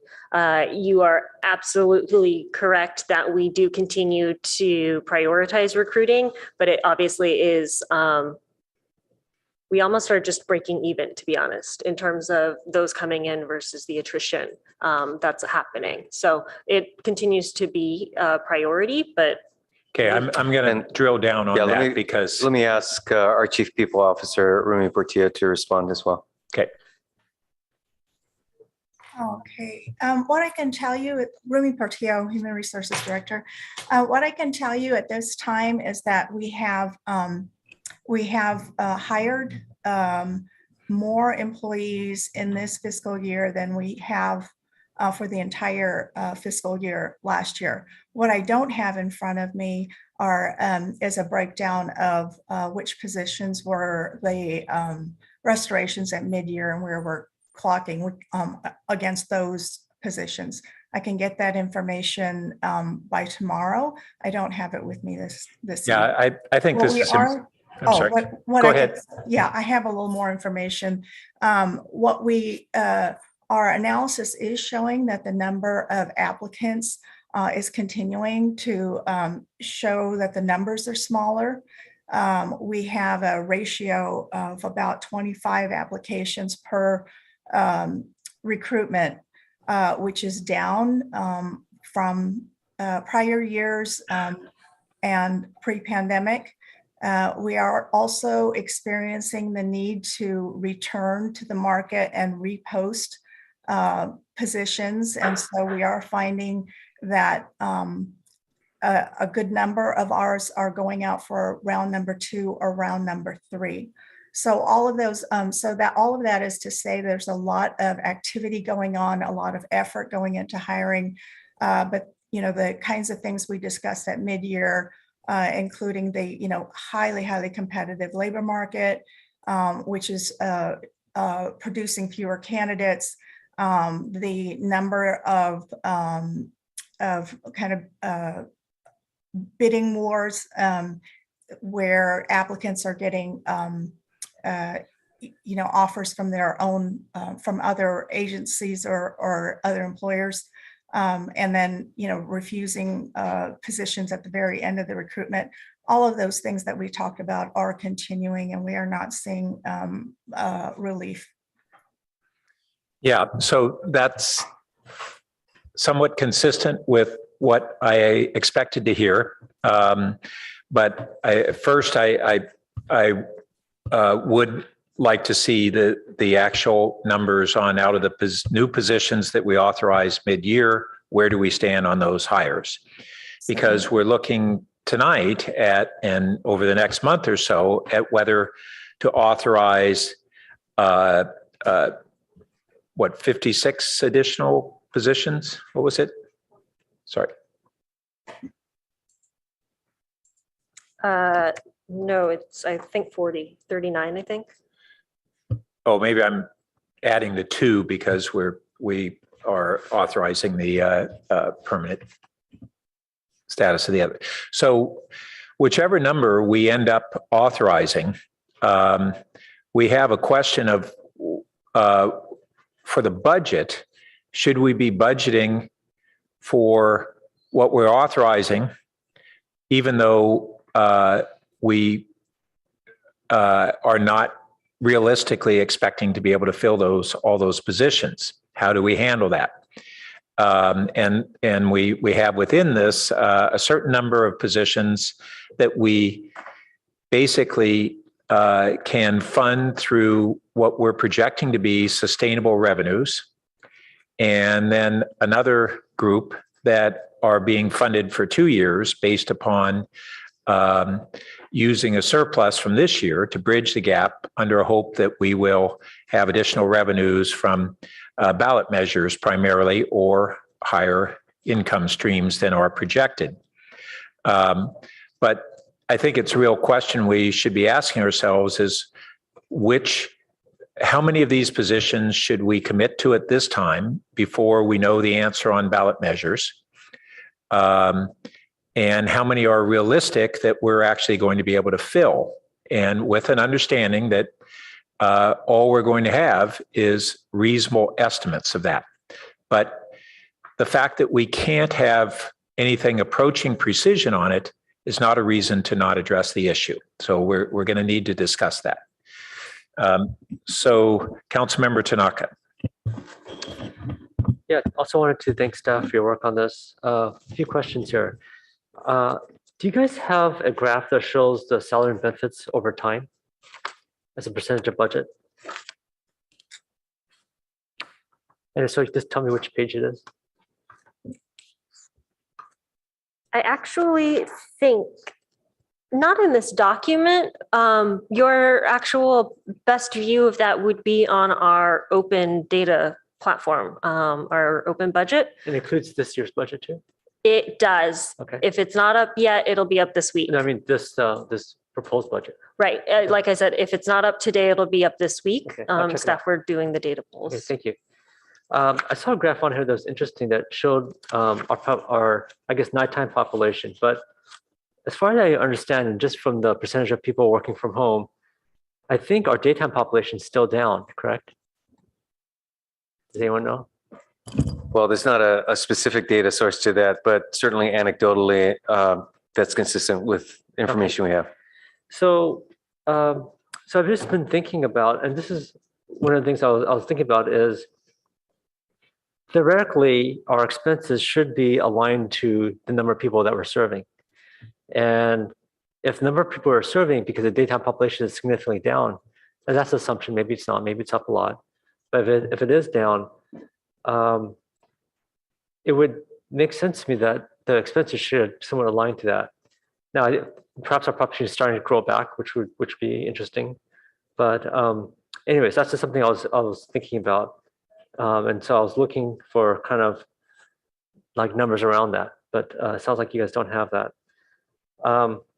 Okay, and then let's see. In terms of our debt service, can we safely assume that all this is fixed interest, or is it any of it variable?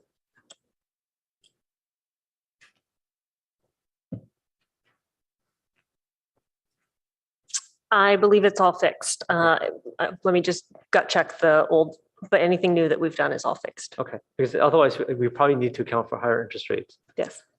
Okay, and then let's see. I was looking at page 35 of our budget book on, I'm not sure what table, but on page 35. So general expenses, it shows it up to 91.8% from about 16 million to 31 million. Well, what's the main thing driving that? Sure. General expense is actually where, if you recall, during the presentation, we looked in non-departmental at the reserves that were being established. Those are actually reserved in general expenses. So a significant component of that are those reserves. Okay. Like you mean like our BSR, or what do you? No, so if you recall, we set aside funds, or this budget recommends setting aside funds for the current utilities legal challenge. So that's about $5.1 million reserve. We also noted the second year of funding for the 2-year strategy, which is about a $4 million reserve. So those two combined is already $9 million. That would show up in that general expense line item. And so what was the other $6 million? I would have to go back into all of the details, but like I said, the bulk of it you'll see in the non-departmental section. Okay, do you know what page that is? Yes, 417. 417. Okay. Okay, and then do you guys know what the current inflation rate is? I'm sorry? The current inflation rate. Do I know what it is? Yeah. The last one I was looking at was December. It was a little over 4%. Okay. Because I was just looking at the table here for salary and benefits. It's up, going up about 10.9%. And so I don't know I know we're hiring some people, but I'm just trying to think of how much of that is. I was looking for a chart, and I suppose I can look back at last year's budget, but I was just trying to see how much more are employees costing us this year versus last year. Well, your best view of the average cost of an employee, I would say, would be the citywide average salary and benefits table, which is on page 39. I know I didn't have last year's though, so I was trying to figure out what that was. I see. So looking at this year's compared to last year's would give you the most granular look at by labor group, the average cost changes. The number that you referenced on page 35, the salary and benefits, is going to have all of the The hires, new yeah. FTEs that are recommended. Do you have page 39, a comparison that from last year? Like what is it year over year? Like, do I have a table that shows? Well, basically, what is the percentage increase from last year to this year? I could do that. Let me look it up. Okay, great, thank you. And let's see, I was looking on page 61, and I was looking at the various departments, and it looks like on the city manager department, going up 22%. It's actually one of the largest increases, and maybe, I don't know if the city manager could talk a little bit about that. Well, first of all, that has some significant investments that council already approved. So council, as part of the Q1 financial status, added 2 full-time positions to this office for economic development and housing. So that's the lion's share, but obviously there are some additional proposals. Okay. Okay, and given kind of the economic uncertainty, and I think there's 2 economic uncertainties. I think one is on the federal government side in terms of how much more money can they print and give away. So that's one uncertainty because definitely inflation's picking up right now. The second impact, of course, is economic activity, and not that the stock market's reflective of what's really going to happen, but there's some uncertainty there as well. So I guess my question to you is, given these uncertainties, would it not make more sense for some of these? I realize you can't do that for public safety, but maybe for some of the other roles, couldn't they be handled better by contractors or perhaps partnering with neighboring cities? And that rather than trying to take on a full-time staff member. I don't know if staff has thought about this, just in terms of that way it gives the flexibility given the economic uncertainties.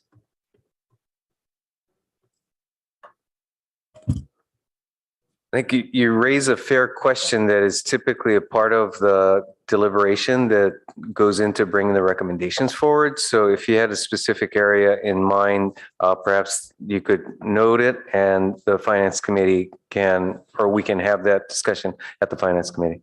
Okay, yeah, I think it would be great for the committee to look at what are the areas of opportunity that can be contracted out, because I do wonder if whether we want to have such a large fixed cost that's harder to change later on. That's all I had. Thank you.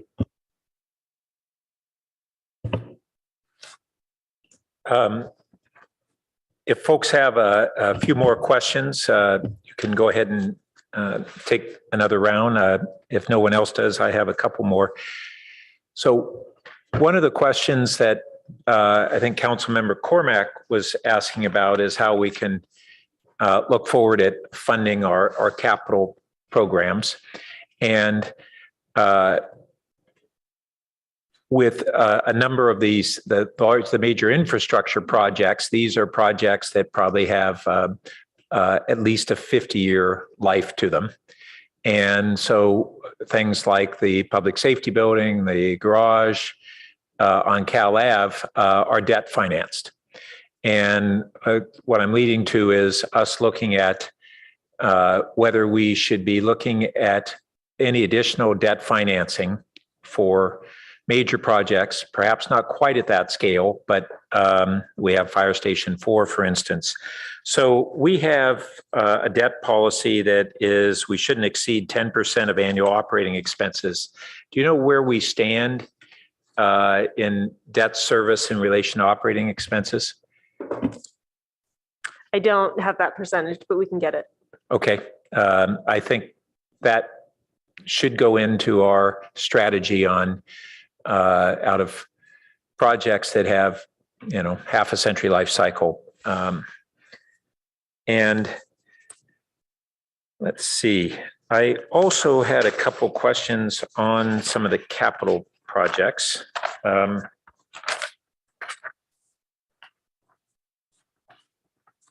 without being able to immediately reference what pages I found them all from, because, you know, we were all in a mad scramble this weekend to try to digest as much of 1,000 pages of budget books as possible. But I believe that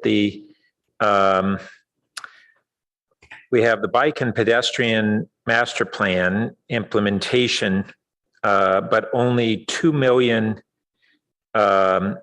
in the budget for that. So first, in FY23, I think is when we have the implementation of that bike plan, but we don't have that updated bike plan yet. So first, how do we implement it so soon if we don't have the bike plan yet? And then second, where do we stand on the ability to fund that? If we're saying we're going to implement it, how do we fund it? And I guess that ties into another related question, which is what we are anticipating in terms of grant and other outside funding opportunities that aren't yet on the books. And I appreciate that we don't put them on the books until we receive a grant, but that's different from what we think we may be able to achieve. So.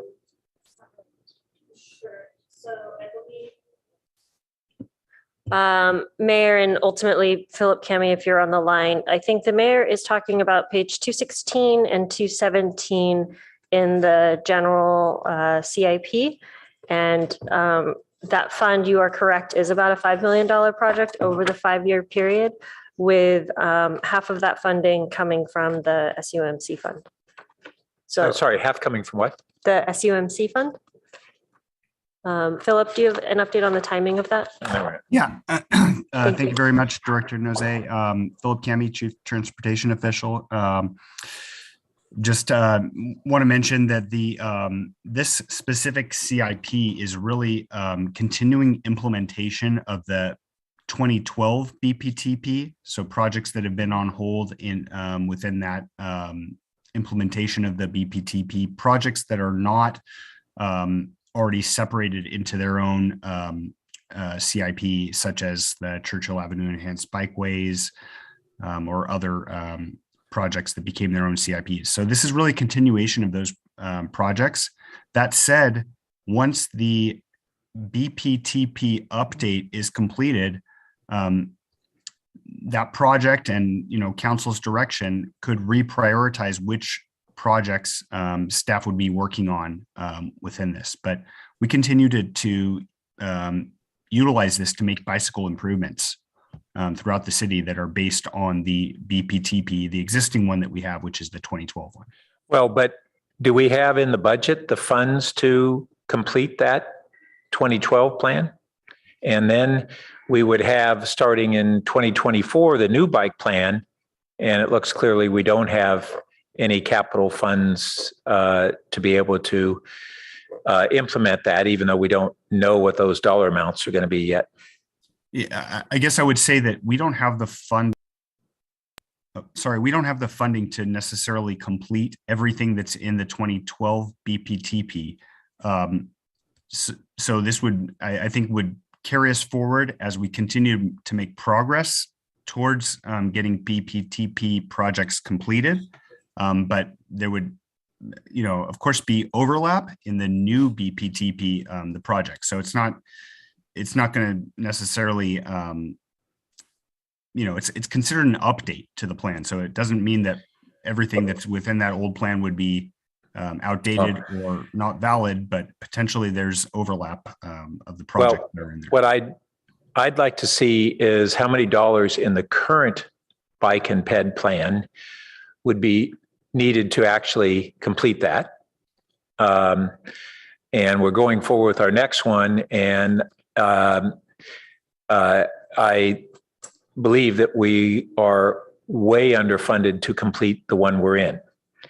And one item that I didn't see here, which came up as kind of related to the grade separations, is we had a project to improve the bike connectedness between Emerson on Embarcadero and El Camino.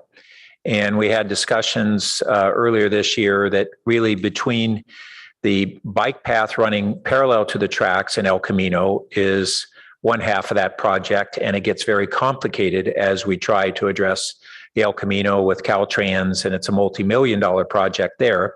But between the bike path and Emerson is a short distance of highly hazardous area that we eliminated from the bike and pedestrian CIP in FY 2021. And rather than defer it, it dropped off the radar. And there's no dollars for that. And my recommendation had been that we split that project into the smaller, probably more critical one, part of it, and re-implement it and build it back into the plan. So anyway, that's one aspect of now that you've clarified kind of where we stand on that. And it sounds like we're a long ways from funding our plan, either the current one or the future one. So actually, and I do want to add just a little additional context is just to note that we do see this as a starting point for funding because when we look at projects, we typically want to pair local funding with grant funding. And so this gives us, the potential to apply for funding sources as we identify projects, such as what happened with the South Palo Alto Bikeway project, which we're currently in the process of doing an application for. Well, agreed, but we don't get, do we pursue those grant funds when we don't even have it on our CIP? Yes, we do. So if I could, the South Palo Alto Bikeways, which was a project that was identified in the BPTP, the initial, that project moved into a priority as we were awarded grant funds. And okay, we're currently seeking funding again for it. So okay. Yes. And then that goes into kind of this broader issue of how do we have a big CIP shortfall from what we have recognized we need to do, not just in the bike pedestrian, but everything. And certainly things like grade separations. And so we can't put that in funds, hope for grant funds in the budget until we are awarded those. But how do we work into our planning anticipation of certain amounts of grant funding, just so that we understand that our limitations are not strictly what we are able to generate in local major project funding, that we leverage dollars. I'm not sure. And I didn't mean that specifically in transportation. Yeah. It's really more for the city manager. Right. Just how do we, I don't have a good answer to that, but absent that, it appears that we have a gap that we'll never fill, but with those funds, it's a different story. Yeah, thanks for that. I would actually note that the transportation arena is probably the largest category in which the scenario you just described might apply. We've certainly had some opportunities to pursue capital projects in other categories, as quite frankly, primarily at this point, driven by earmark opportunities. And so having, as the council knows well, having the projects that have that whatever magic ingredient that makes it attractive for an earmark is somewhat, I'll call it speculative. And so we would typically draw on projects that had previously been identified as priorities by the city council. So I think as it relates to these transportation projects, the path that we've been on, clearly with the grade separations being the largest chunk of funds required, will be to continue to make progress on our project readiness while working with our regional agencies in order to ensure they're doing their part to get our projects is ready. And then certainly in the smaller scale projects, such as the active transportation or bicycle related projects, again, it's the path that we're already on. I think of projects like not only the Fire Station 4 and the History Museum, Bridge. the Newell Bridge, Yes. and then even in a broader level in projects that we don't directly construct, which things like affordable housing, where we contribute a local share that is then leveraged for many more housing units than we would be able to directly fund just out of our own dollars. So it's just something that I think we need to figure out how to integrate strategically in our planning while still following correct accounting practices where we're not counting chickens before they're hatched. I would note, Mayor, you're, I know, familiar with this, but certainly for the full council and community to know, we have recently engaged with a company that is providing support to our grant making opportunities, including in better awareness on staff's part of the ongoing programs that may be available. This company that we're now doing a pilot contract with, California Consulting, is also assisting with grant administration. So to your point, it helps ensure that we're not only going after the dollars, but that we're also able to maintain compliance with grant requirements once grants are awarded. Great, thank you. All right, now we can come back and have discussion and guidance to the Finance Committee. Councilmember Stone. Thank you, Mr. Mayor. Starting again, I'm glad to see the cautiously optimistic viewpoint of our budget and a lot of good restoration, which I'm happy about, especially in areas of public safety. But I was confused and frustrated that the YCF's Youth Connectedness initiative was once again not included in this year's budget. I'm glad to see that we had a couple of public commenters tonight raising this issue. I think especially my frustration that was left off the budget last year, we had to reinstate it. And now, especially this year, given the council priority of focusing on public health and safety, I think I've spoken at length recently regarding the alarming rising trends in youth mental health and suicide ideation and attempts, but just kind of briefly remind my colleagues and the public, there was a recent survey by the U.S. Center for Disease Control and Prevention, which found that 37% of high school students in the United States experienced poor mental health, at least most of the time during the pandemic. 44% of students have felt persistent sadness or hopelessness that caused them to stop doing some usual activities. About 1 in 5 seriously considered suicide, and about 1 in 10 students had attempted suicide.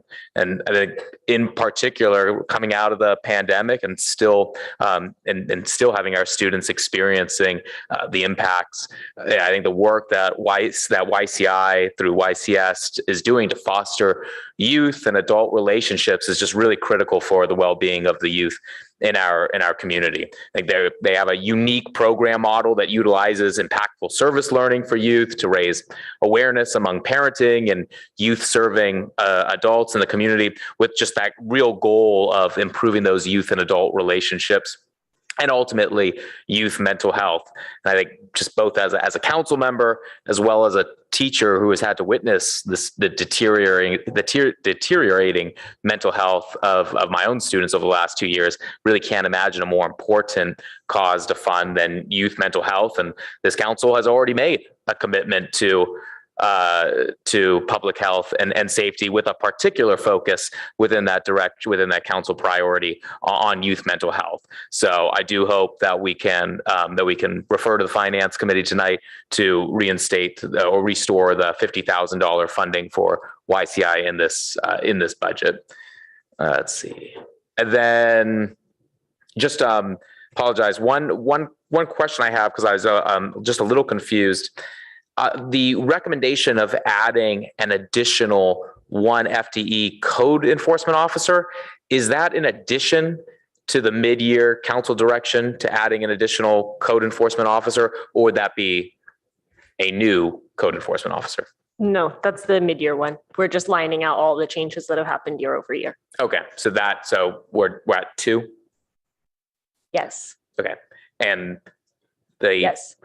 kind of pre-pandemic or historic number is 3? 3. Okay. Mhm.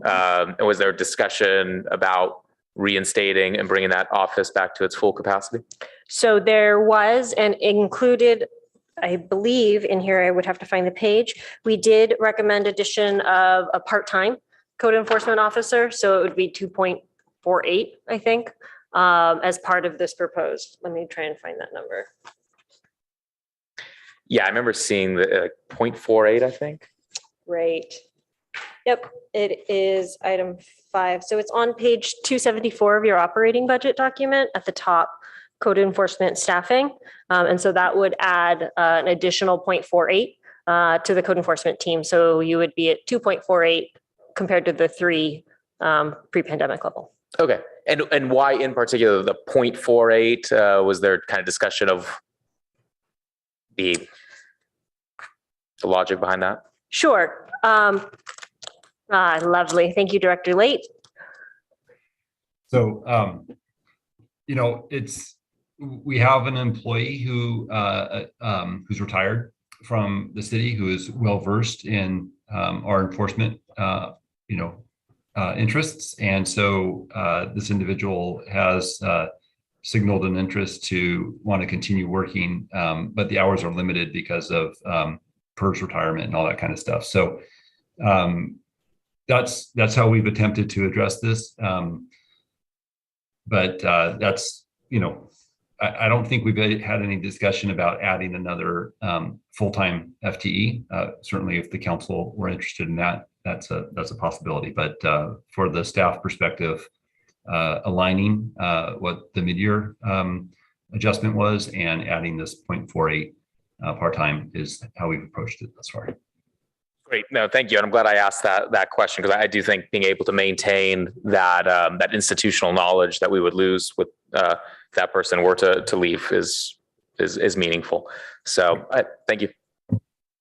Vice Mayor Koo? So in the same line as what Councilmember Stone was saying, thank you for talking about YCS and that youth connectedness initiative. What does it take for it to be continuous, or at least when the county provides a 3-year contract to them, that we match that 3-year so that we're not leaving it off and having to discuss it every year? Sure. Thank you for that question, Vice Mayor. The council, through their budget actions this year, could make a recommendation to add $50,000 ongoing or $50,000 for a 3-year term consistent with the current contract, I guess. So that's something that can be done as part of this process. And so to refer to the Finance Committee, do we do a vote right now? I mean, do we do a motion? No, this Or- is a study session. This is a So study I think session. it's each of you just identifying priorities for your colleagues to focus on. Okay, thank you. So I would recommend that also. The 39 new employees, is the 20 that was listed within the 39? Okay, so total 39. Okay, thank you. Councilmember Cormack. Thank you, Mayor Burt. I want to start by thanking the staff who are named on Roman numeral page 13, and the city manager for his transmittal letter, and agree with the fact this is a transitional budget. I also want to compliment staff on slides 12 and 14. I think those were particularly helpful. If I remember the public, I think those would give me a good sense of where the money comes from and where it's going. In terms of things I hope my colleagues spend some time on, I've already talked about the composition of the increases in our revenue sources, so I'm sure you guys will look at that. Inflation, I think, is worthy of a little bit more discussion. I'm happy to see the $900,000 reserve, but I'm sure that that would prompt something more significant. I agree with the staff's approach to the 2-year service reinvestments. I know we had tried to do this 2 years ago to make 2-year budget decisions. And I think given, the difficulty in, finding the right people to join us here, it's going to take a while to do that. And we want to provide certainty that there is a path for them here. So I'm supportive of that.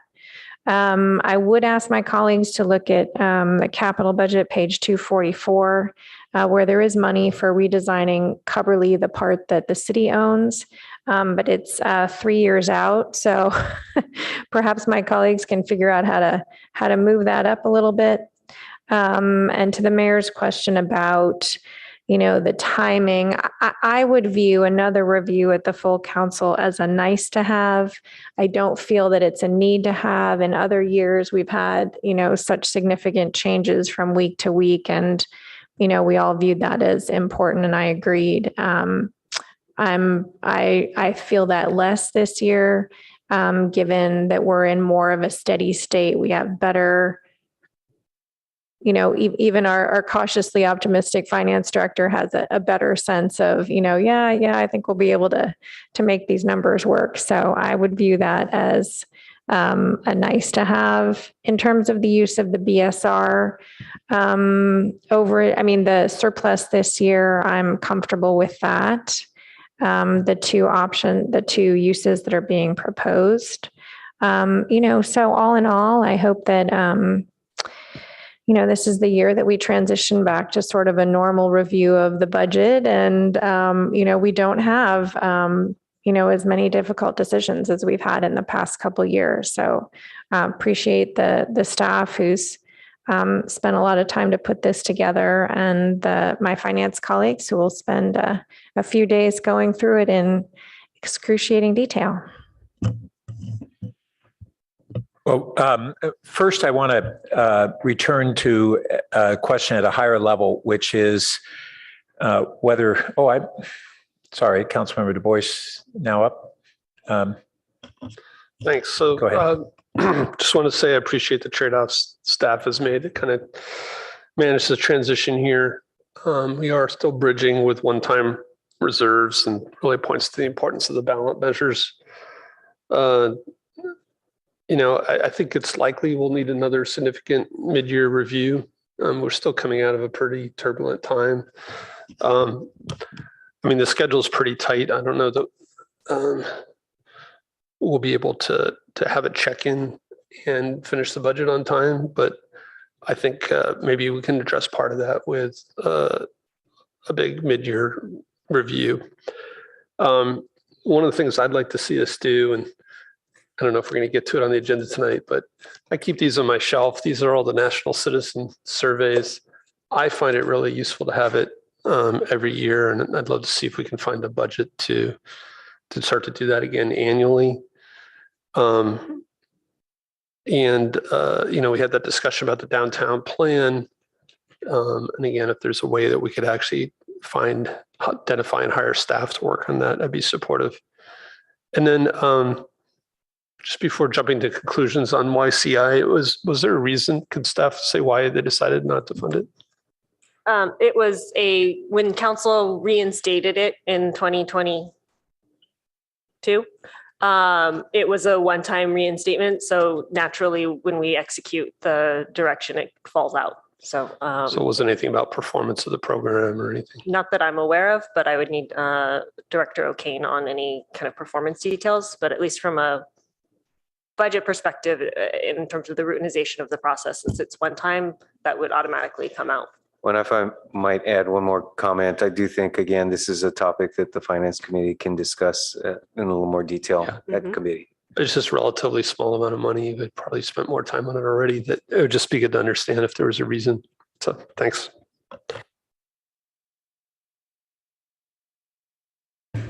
Councilmember Tanaka. Yeah, so in terms of comments, I also support the YCI program. So I think there's a majority probably on that. The other program to also think about is Midtown Shuttle. I know that a lot of kids use that as their bus. And I I looked at page 417 just to figure out where the extra 6 million was coming from, but I still can't figure it out. So maybe, I don't know if staff can help explain that, but I still don't know where that came from. Does staff have a better idea at this point? Okay, I'll let you search for that. I know that the city manager has been trying to do some work around net promoter scores and try to also maybe get some sort of Zendesk or some sort of ticket tracking system just to try to improve the customer service. Is a budget needed for that, or is that already kind of contemplated in here somewhere? Ultimately, I believe it would be needed.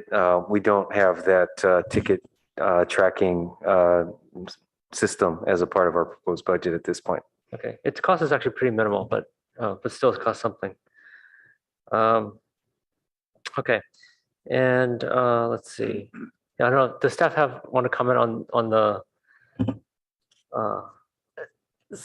So Councilor Tanaka, I don't have the full breakdown of the $15 million change. There are a few others that are outlined here. If that is of interest, we can detail, how we got through the full 15.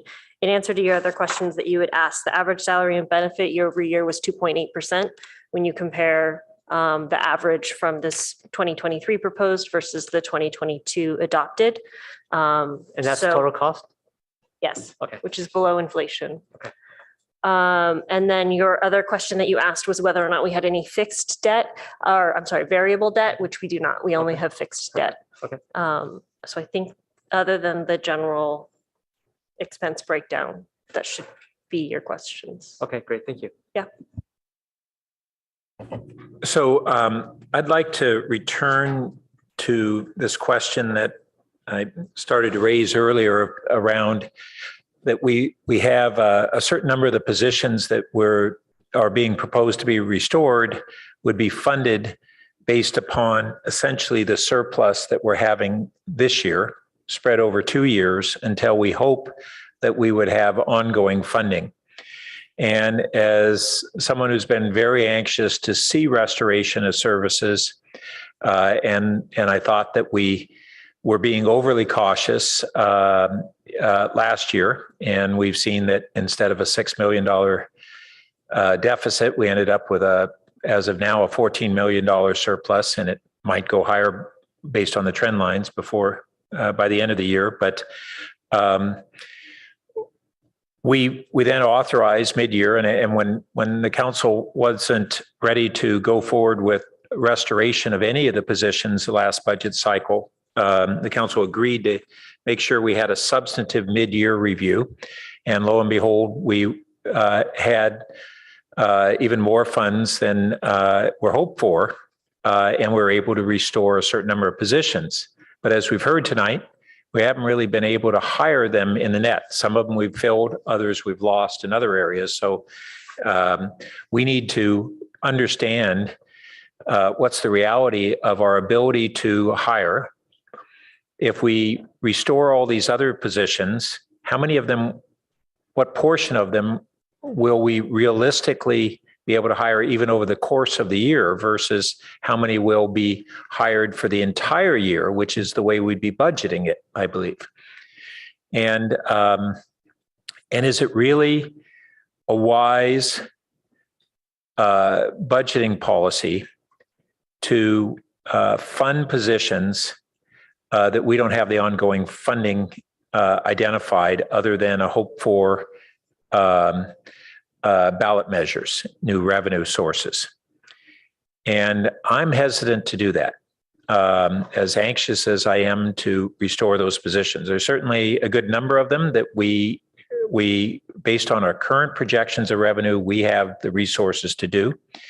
And the question I would have is whether we need to do this as something similar for a portion of these positions, which is identify which ones we can restore now, which ones we would want to restore right after that, presumably the balance of the ones that are identified in this proposal, and then be ready to act on that come December if we do have one or both of the revenue generating ballot measures that have come to fruition and the voters have supported. And I want to ask first my colleagues whether you think this is something that we want to ask the Finance Committee to struggle with and make recommendations on, or do we want them to basically go forward with the staff recommendations to authorize these positions based upon not yet having the identified revenues. So that's, I think, a very fundamental question for us tonight. And I want to encourage my colleagues to weigh in on it. If they think that we should do that, then that's the consensus of the majority and what we will do. I also want to just put out there kind of my own rough appraisals of where we are looking at on revenues for the next year or two.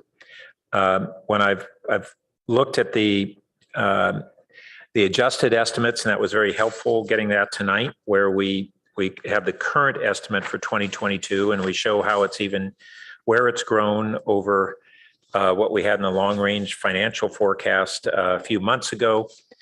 And then we have our projections for 2023. And then actually we have, from the long range financial forecast, we had certain revenue projections for 2024 even. And that's the second of these 2 years that we're kind of hiring based upon deficit spending for those years. And I think that a couple of our revenue streams, we're likely to be higher and maybe significantly higher. Documentary transfer tax, I think, is well underestimated. Property taxes are also scheduled to really only have a modest increase over our current estimates for this year.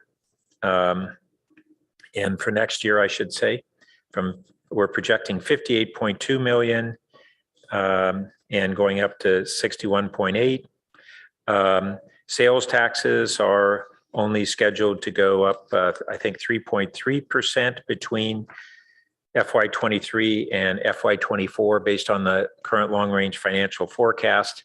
And yet inflation alone, not even the recovery, would probably cause sales taxes to go up higher than that. Cost of goods and cost of services that are taxable, like restaurants, are all exceeding that kind of pace. I'm less sure on the hotel tax, the transient occupancy tax. I'm really encouraged by some of the trends, but that one a little less sure. But then on the other hand, I just want to put all the cards on the table. I think those are currently pretty conservative, but the prospect of a recession is seeming more a higher chance. Whether it's a likelihood or not is debatable, but it's certainly a greater chance than we thought even a few months ago. And I think in our budgeting, we have to be cautious and not overextend ourselves. And that goes into this original question I have is, should we be adding positions that we don't have yet identified the ongoing revenue for? I'd love to do so, but I think this is something that we should ask the Finance Committee to really think deeply about and make recommendations to us on that after careful consideration, and let us see what their recommendation is. And I don't see any other lights. I certainly would welcome any feedback from colleagues on that kind of higher level question. Councilmember Corbeck. I'll take you up on that, Mayor Burt. I guess what I would be, before I'd be willing to make a decision on that, I would want to see the table of the 20 and whatever the 19 are. Right now we have the 20 and the 39, and I'm not sure exactly what the 19 are that you're proposing that we would maybe not hire until the mid-year, right? When we had potentially more information. Okay. can we do a stair-step strategy from a budget standpoint? We could authorize them partway through. I mean, I guess they just wouldn't be in the budget and then we would do what we did this year again. Is that how we would do it? You could even add them in the budget, but not have the Fund them? funding start until January. Yeah, you could choose to, or I'm sorry, I can't remember, Mayor, what the start date was that you were suggesting, but that way it's already in there, the authorization is there, but the start date doesn't happen until some trigger point. And would staff be able to not even begin the hiring process though until January? Correct. Yeah, so that's really a full year then, as opposed to 6 months, probably by the time you start a recruitment and bring someone on board, et cetera. Get closer to a full year. At least 9 months. Okay.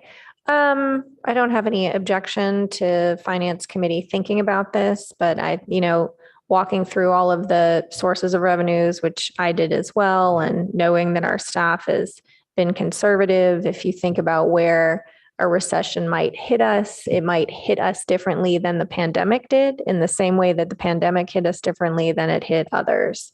So as I think through that as, a big concern for these, even if there were one, it's the biggest lag is on property tax, which is our biggest one. So if I walk through that, I'm less concerned about that. I don't have any objection to, to finance taking a look at it. I guess my biggest concern is, this statement that our overall staffing levels are unchanged due to attrition. So I don't think delaying getting people on board is in our overall best interests.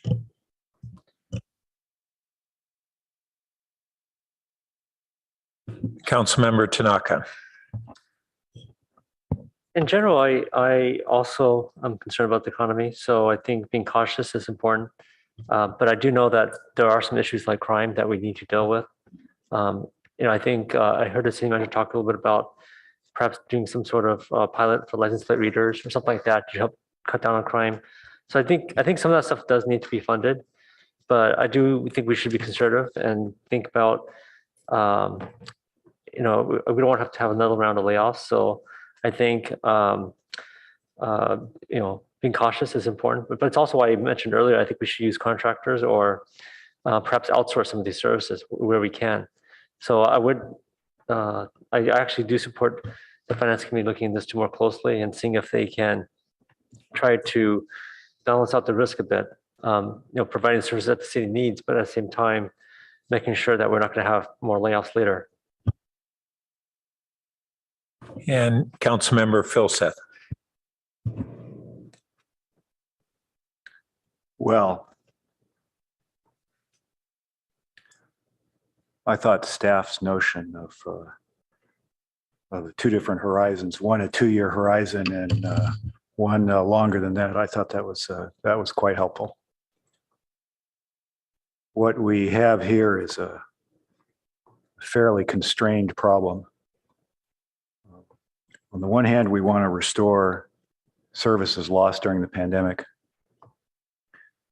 which we have not finished doing.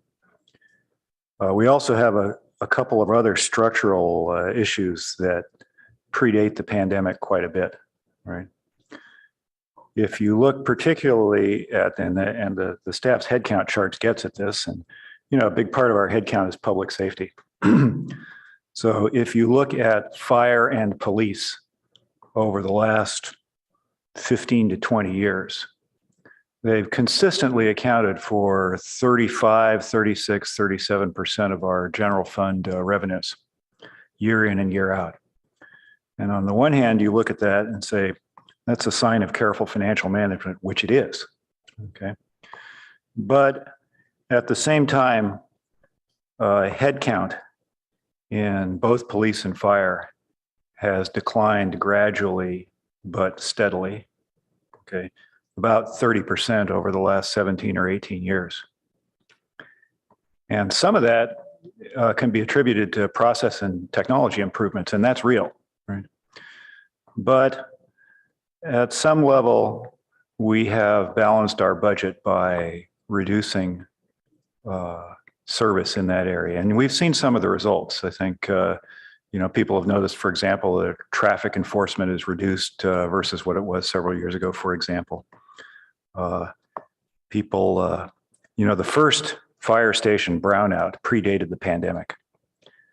And so I think we have not only some services to restore lost in the pandemic, but we have some other structural things that we really need to address because, reducing staff in public safety is not a long-term scalable, infinite kind of solution. So we have to figure out how to pay for that. And so that's in the long run and sustainably. And that's the finance committee is going to have to look very carefully at that. And I thought that staff's notion of two horizons and, what happens with potential revenue measures and so forth is a useful lens to look at that through. And so I expect that we'll want to do that. Thanks. And before I call in Councilmember Stone, I should have also asked Council to weigh in on this question of whether we want to ask Finance Committee to come back for a check-in after their 2-day deep dive with whatever recommendations they have to see whether there's full council concurrence on that, or whether we want them to go forward and just return to us in mid-June. Councilmember Stone. Thank you, Mr. Mayor. I think I appreciate the mayor's recommendation on the concern of hiring these positions before truly identifying the funding. I do think that I'm concerned about some of the warnings of the economy and concerned about the polling data with regards to our ballot initiatives, clearly not showing any clear win ahead of us on those, and especially that polling done really before any oppositional kind of campaigning truly begins. I'm definitely open to the Finance Committee exploring it. These are positions that I think the community really does need and are going to help. Are really going to help. So I'm hopeful that we're able to restore it. I think some of the ideas that Councilmember Cormack raised were interesting. So I'm open to. I do think finance should further explore that. And on the issue of coming back, I mean, I don't see this budget anywhere near kind of the difficulty that we had last year going through that. And so, I mean, I don't have a strong opinion on that one. I think I would lean, especially given how crowded our agendas are going to be probably now until the end of the fiscal year. I think I'm leaning towards being fine with finance just coming back at the end, but no strong opinion there. Okay. I don't see any other lights. Let's just does anybody else have any feedback on whether they want to come back to the council before mid-June? Final input.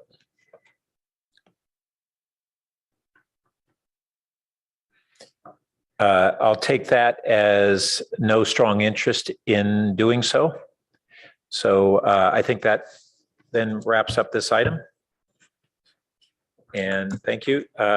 Council members, do we want to have a break at this time or go through a few more items before we, the public comment, consent calendar, and city manager comments before taking a break? What's the interest? Barbie, you want to take one? Okay, we'll take a 10-minute break and return. We'll call it at 10:05.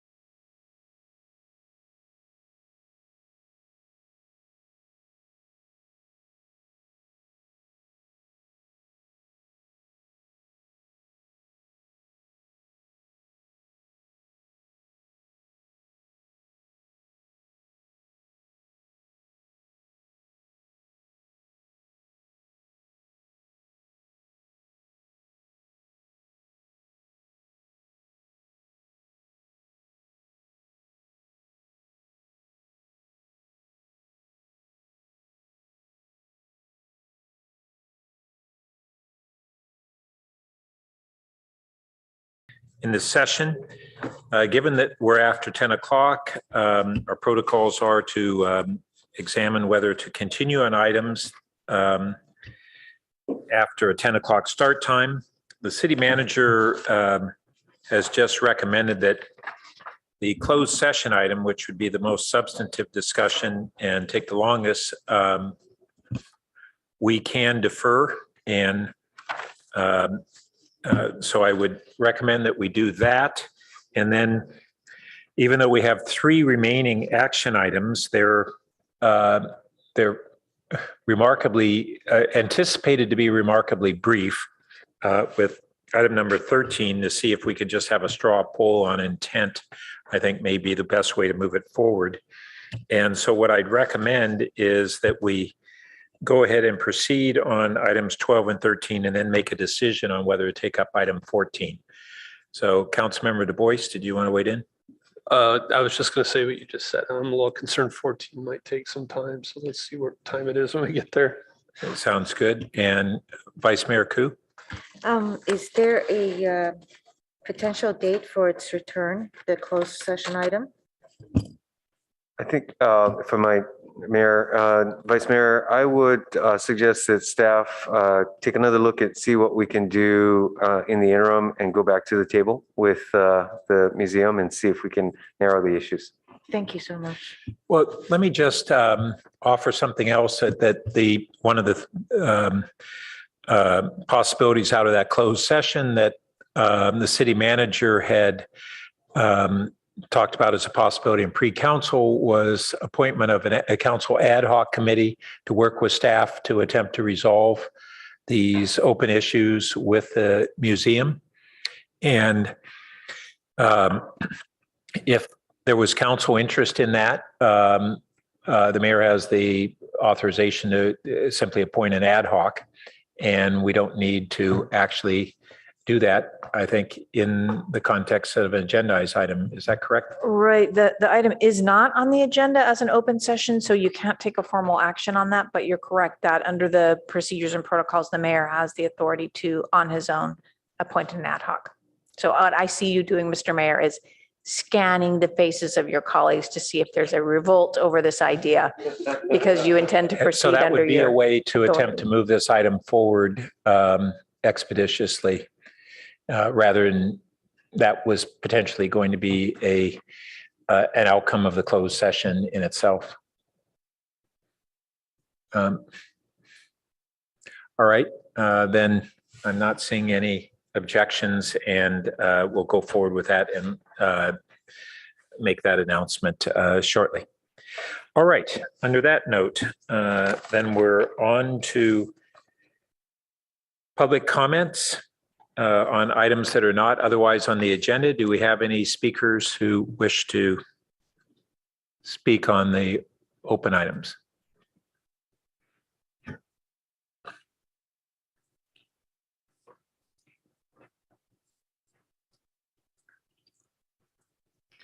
So our first speaker is Aram James. Welcome. Howdy, Mayor. So you might ask, why am I so obsessed with Ed Shikata disclosing the hiring process in reference to our next police chief, and why I'm insisting that we have at least 3, if not 4 finalists here so that we can vet them? And why, you might ask, am I so obsessed with getting the right leader? And why am I so obsessed with police officers?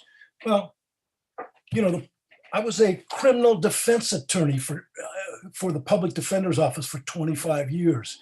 Most people don't know what public defenders do. Criminal defense attorneys across this country, appointed counsel represents somewhere between 85 and 95% of all people charged with crimes. Okay, that's a statistic that you can check for yourself. It's so critical that we don't have line cops in the criminal justice system. And I was never an administrator in the public defender's office, which means I was in the court almost every day for the 20 plus years I was in the courtroom. And I was cross-examining witnesses against my clients. And the preponderance of those witnesses were, guess what? Cops. And every single day They lied in the courtroom. Almost every cop that I came into contact with. And the bulk of the judges during the time that I was a public defender, criminal defense attorney for the state, were white males. And they looked the other way when cops lied, all to the detriment of guess who? The clients that I represented. Not getting a fair shake in the criminal injustice system.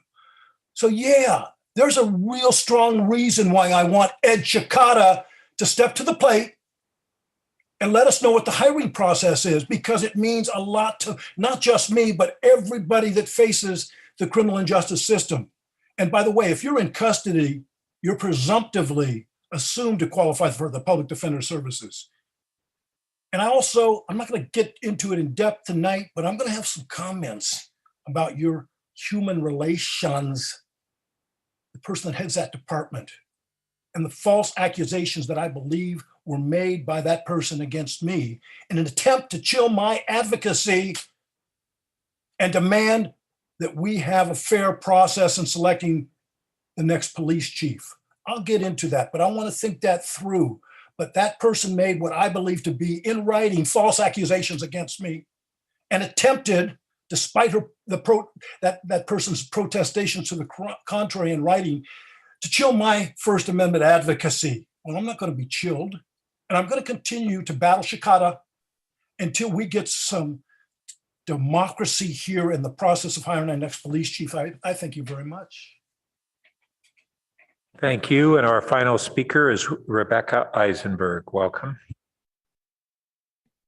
Thank you so much. Hang on, I think I'm muted on. Sorry, 1 second. Okay, can you hear me? Yes, we can. Thank you. Sorry about that. Okay, well, that's 16 seconds. Sorry about that. But I wanted to say that first, I agree strongly with Aaron James. And if his passion and vehemence makes you feel uncomfortable, please understand that there's a lot of frustration in the community. A lot of frustration about promises that aren't being kept. A lot of frustration about things that are being done in secrecy. And I share that frustration, although tonight, maybe, and hopefully more recently in the past, maybe I'm getting a little better at talking more calmly, but I feel it a lot. And I know that others do, which is why I want to, I guess, briefly in the time I have, discuss the item that you did take off calendar, the Palo Alto Museum's negotiations.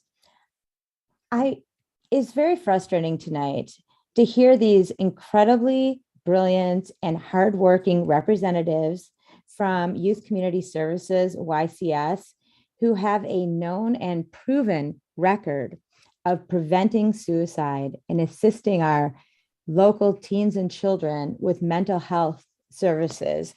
An organization that is desperately needed now, urgently needed to save lives here in Palo Alto, to witness their frustration over being defunded. When, on the other hand, according to my reading of the record, as well as the very clear description given by Palo Alto Weekly, in their article from November 16, 2021, that article says very clearly that the city of Palo Alto already is providing $10 million in subsidies to the Palo Alto Museum. Those subsidies consist of $4 million from a city program that provides funds to restore historical building, $1 million from the general fund, money that should be given to YCS instead, and $6 million from a combination of impact fees that are designated for parks and community centers.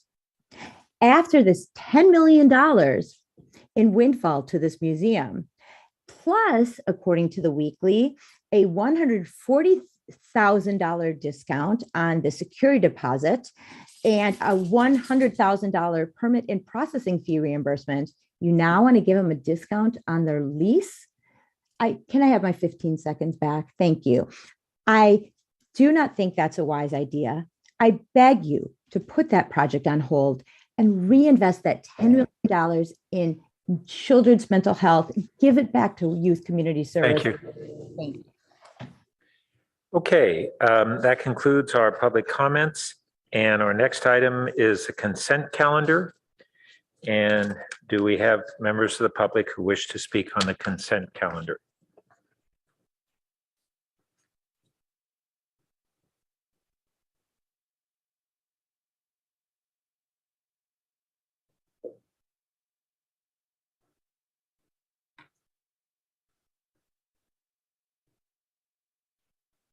Okay, Aram James, you're welcome to speak.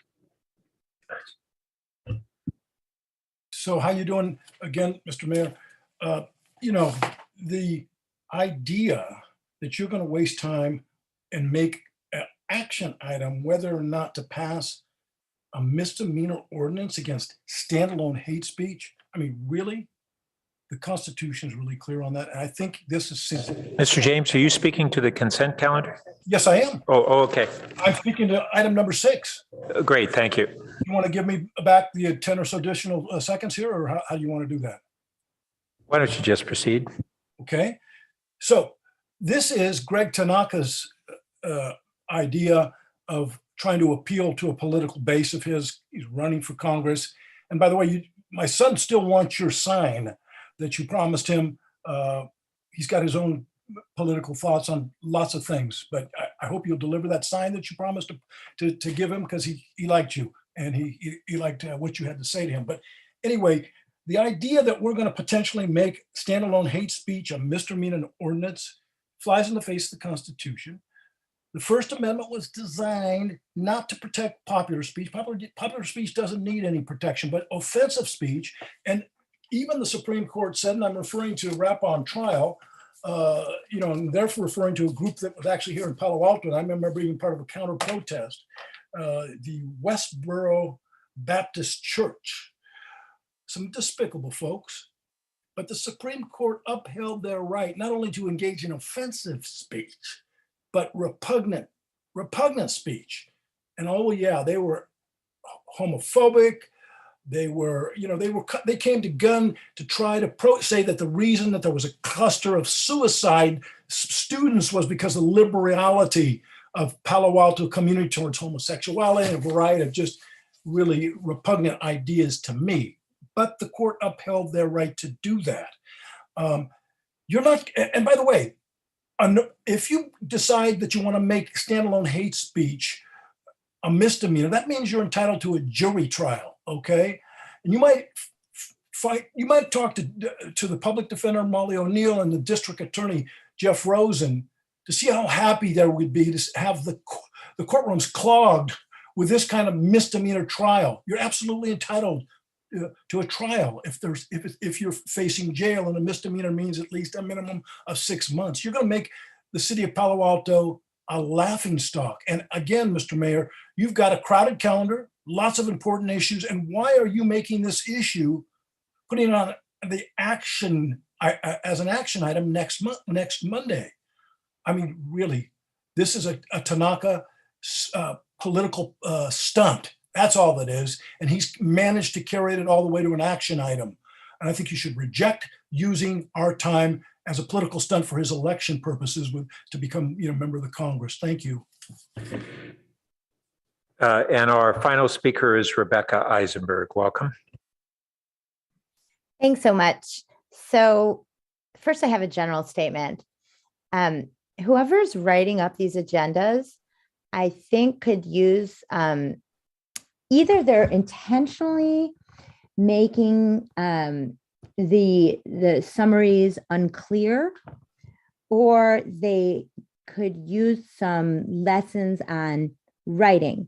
Specifically, it is far more user-friendly when you're describing a change in an ordinance, or to say when you're talking about increasing or decreasing caps or allowances or people that are allowed into a public park, instead of saying that you're changing, the number of people allowed, it's far more best practice and accepted diction and syntax to say either you're increasing or decreasing. That is particularly important when the amended ordinance is not redlined. So because I have many years of reading documents and my time on Harvard Law Review, through much effort, great effort, I was able to parse these amended ordinances. And first, after saying I give a F grade to the writer, and I think our community deserves better, a couple comments on what you would be approving without discussion. So I strongly object that you make the adoption, and especially this is odd. It says public hearing number 8. Is this a public hearing or is this a matter on the consent calendar? Because what this seems to provide is a permanent increase in rights to replace retail with commercial office. This is a big problem. I think you all could benefit from spending less time talking to landlords and more time talking to actual small businesses, which is something I do just regularly when I go in and frequent our local businesses, such as, for example, the Cobblery on California Avenue. Giving these types of giveaways to landlords, allowing them to replace retail and restaurants with so-called commercial office, which is really office, is very harmful to the small businesses who are struggling to survive in this economy. The giveaway that you all voted on and approved in Town and Country was very bad. I urge you not to make these increases in giveaways permanent. Thank you. Thank you. And I have a procedural question on item number 6. So it's really 2 parts. The balance of the committee recommendations on race and equity, and then this additional item that would be a potential action item on May 9th on a misdemeanor ordinance for hateful speech. And by voting one way or the other on this, if we don't want to move forward with the action item, are we forestalling the approval of the balance of the recommendations? You would be, unless you pull this item from consent and place it on action and divide it up into parts. And we would do that when, tonight? You could do it tonight. And then divide it at that time. Yes, you should hear from the city manager on whether the staff can support that discussion. I suspect for the purpose of, as you just described it, it would be fine. Okay, thank you. All right. So do we have a motion to approve the consent calendar? So moved. I will second, but I also move to pull item number 6.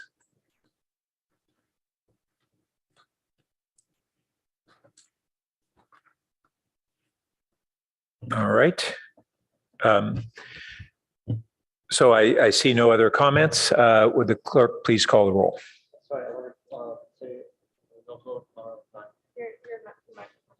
No on 9. Okay, thank you. All right, would the clerk please call the roll with Councilmember Tanaka voting no on 9? Councilmember Filsa, Yes. Councilmember Tanaka, Yes. Councilmember Stone, Yes. Mayor Burt, Yes. Councilmember Cormack, Yes. Vice Mayor Ku, Yes. Councilmember Du Bois. Yes. Okay, motion carries unanimously. Okay, Councilmember Tanaka, you want to speak to your no vote? Sure. Yeah. So on this one, it looks like it's about 14% more. Inflation at best is about 8.5%. I feel that I read the staff's response to my question, but I felt that given still the uncertain budget situation, I think we should be cautious. And it's actually not bad to switch out auditors once in a while. It gives a fresh perspective. And so I don't see why we should pay the highest of 3 bids. The other 2 bids were about 150. This was about 176. So we could use the money for other things. Thanks. Okay, and that concludes our consent calendar. Our next item is city manager comments. Mr. Shikata. Thank you, Mayor. If I could get the assistance of the city clerk on a few slides, and given the hour, I'll run through these very quickly, just highlight a few items that are new this week. Great, thank you. Next slide, please. Related to our regular pandemic update, would simply like to note that we have been tracking an increase in cases both within the state, and I'm sure you're hearing elsewhere as well, and here in Santa Clara County. So would like to use that opportunity to encourage a particular vigilance on the part of our community members. Also note that we're also tracking the FDA review of vaccinations for children under the age of 6 that will hopefully be getting some news on soon. Next, and also note the library will be expanding days and hours within the next week. So for those who might be interested in taking advantage of that, please check our homepage for additional details. Next slide, please. This is a new item, so do want to note there's a new state law that is taking effect, and so law enforcement agencies throughout the state have now or are in the process of posting policies related to military equipment use. This is Assembly Bill 481, and pursuant to this new law, our police department, working with my office, has put together a draft of the policy, and the city attorney's office, lest I forget, in putting together a draft policy that is now available for public review and will be presented to the city council within the next 6 months. So really, simply a heads up and an opportunity for members of the public to take a look at this information and provide comments back to the city. Next slide, please. Also note for those who are in the City Hall area that we have a waterproofing project that will be affecting the plaza within the next or for the next couple of months, beginning this week. We'll note that we'll hopefully have a quiet period for the construction during the Finance Committee's meetings next week. Next slide, please. Noting a couple of upcoming events, this Mitchell Park Dog Park Community Meeting happening this Wednesday, noted previously. Next slide, please. Also upcoming, our Mayfete this weekend. So hopefully everyone's got that on their calendar. Next slide, please. And then I believe I mentioned this previously, but if not, worth noting, on the following Saturday, the 14th, we'll have our Rinconada Park play area as well as JMZ, Junior Museum and Zoo, open for a celebration of the completion of both projects. Next slide, please. And then finally, noting upcoming items for the City Council's agenda next week and the following week. We've got 2 items related to our closed streets or open streets, depending on your perspective, parklets, as well as in the following week, the interim closure plans for Ramona and California Avenue. Also, as was noted earlier, an upcoming discussion referral from the Policy and Services Committee related to hate incidents and hate crimes, and a prospective partnership with First Tee of Silicon Valley. Let's see, a number of other upcoming items, but in the interest in time, I will end there. So back to you, Mr. Mayor. Thank you. So our next item is item number 12, adoption of a resolution authorizing the issuance and sale of one or more series of general obligation refinancing bonds, and with additional details. So, Ms. Nose. Yes, thank you, Mayor. I'm back. Hopefully this is my last item tonight. All right, I am accompanied by a team of individuals that are assisting with this refinancing. Tara Narayan, our manager of treasury and debt, Sarah Hollenbach and Nick Jones from PFM, our financial advisors, as well as Chris Lynch, our outside counsel. And what's before you tonight is basically just seeking authorization for the refunding of the library GO bonds. So these GO bonds were approved by the voters as part of Measure N in 2008 for a maximum amount of 76 million. And this was to fund capital improvements for Mitchell Park downtown and the Rinconada libraries. And so ultimately what we would be looking at is refunding the Series 2020A for tax exempt. It's just like refinancing your house, looking for having a lower annual debt payment. We would be also, the reason why there's the nuance in there where it talks about seeking for one or more is that the Series 2013A currently can only be refunded at a taxable rate. And so we would test the market and only follow through with that if it were to present savings. So overall, this would have about a net 13.3% savings, a net present value of about 5.4 million. And the property owners within Palo Alto would see a reduction in the levy on their property taxes citywide for a savings of about 390,000 a year. With that, in the interest of time, I will keep it brief. And the last note I will say is that this is on your action item in accordance with state laws. So that is one of the reasons why it's here for your discussion. Thank you. And do we have any members of the public who wish to speak?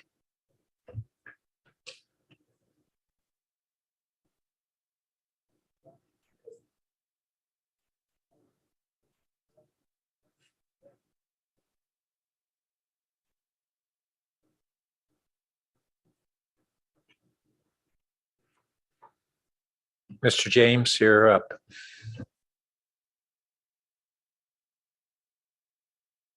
Mr. Mayor, my apologies. I did not mean to keep my hand down, so I think I'm pretty much done for the evening. Thank you for your patience.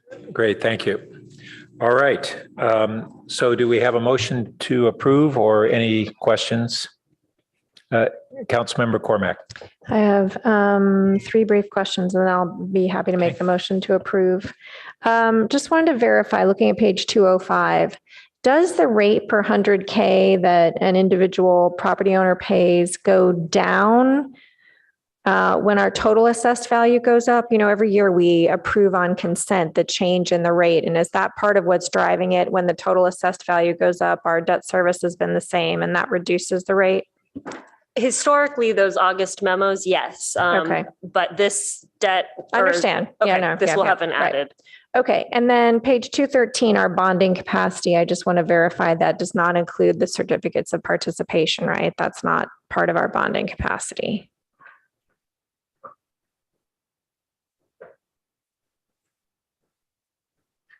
This is Taryn. Actually, it's the other way around. It doesn't include the GO bond, but includes the COPs. Oh, I see. Yeah. Okay, interesting. Got it. Okay, thank you. That's helpful, Mr. Narayan. And then finally, I did send a note to staff earlier on page 247. The San Francisco Creek Joint Powers Authority was not included in the preliminary official statement. Presumably that'll be rectified going forward. So, Mr. Mayor, having reviewed the preliminary official statement, I'm happy to move approval of the authorizing of the issuance and sale of one or more series of GO refunding Measure N money. And I will second that. Do we have any further discussion? May I just speak briefly to the motion? Yes. Thank you. You're welcome to speak to your motion. Just grateful to staff for doing this without even us asking you to, have participated in a refunding of a bond with our other organization, Bosca, and this will be a real benefit to the people who live here in Palo Alto to continue to enjoy our libraries and pay less. So thanks for bringing this forward. And Councilmember Tanaka. Yeah, I also in general like the idea of paying less. So generally supportive of this. The thing I'm just trying to understand though is interest rates have been going up. So how are we able to refinance this at a lower rate Are we, I guess I'm trying to understand, I'm just trying to understand the bond mechanics a bit more in terms of how are we able to get a better rate given that interest rates have been going up in general. So I know Steph can talk a bit about that. Sure. Well, Taryn, do you want to? Well, if I may, what we are looking at is what the rates were back in 2010 and 2013, respectively, versus what the rates are today. So you may be more thinking of a different time frame. So rates were higher back then than what they are today, even though they are rising. Okay. And why couldn't we, or why didn't we refinance when the rates were lower?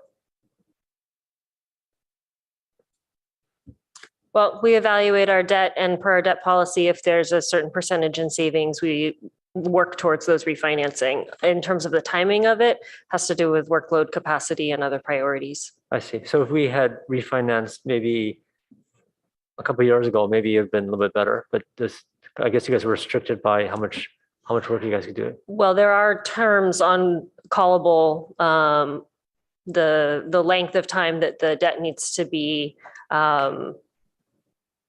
basically in place. Thank you. Losing my words. In place before we're able to do a refund. Otherwise, it'll automatically trigger a taxable refund, which obviously is more expensive. Okay, makes sense. Thank you. Okay, would the clerk please call the roll?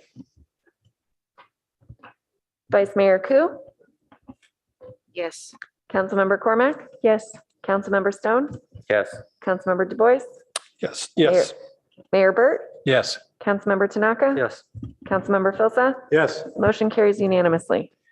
Thank you.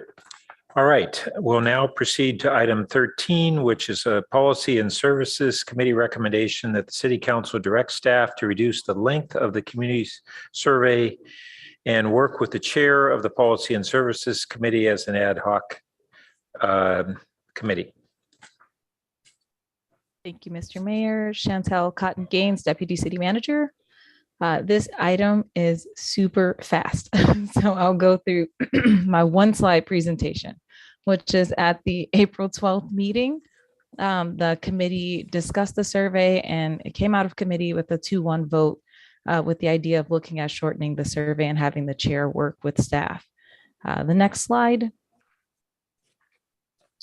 So it's really to the mayor's point earlier, the intention of this item is just that straw poll question of if the city council has interest in shortening the survey or keeping it as is. Just for a little bit of context, in 2020, the Policy and Services Committee did pretty extensive work in reviewing all of the questions and revamping a few of the questions. Not many questions fell off. In terms of the total length of the survey, it's still 5 pages, though we have a lot of custom questions and did make some changes to it. And that 5 pages is comparable to the community survey broadly that they apply in other communities. So that's the end of my presentation, and I leave that question there as the guidance for where we should go next. Thank you.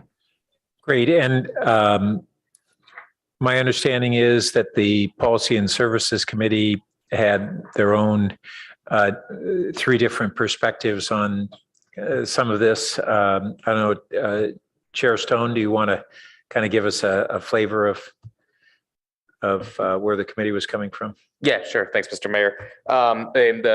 As Ms. Con Gaines mentioned, the committee voted 2-1 in support of this. I believe in Councilmember Tanaka can speak more to it, but I believe Councilmember Tanaka was more in favor of just discontinuing the community survey and finding another form of finding a way to poll our residents and get an understanding of where the community is. Councilmember Cormack and myself felt there was still value in the current survey, but just felt overall that survey was a bit too long.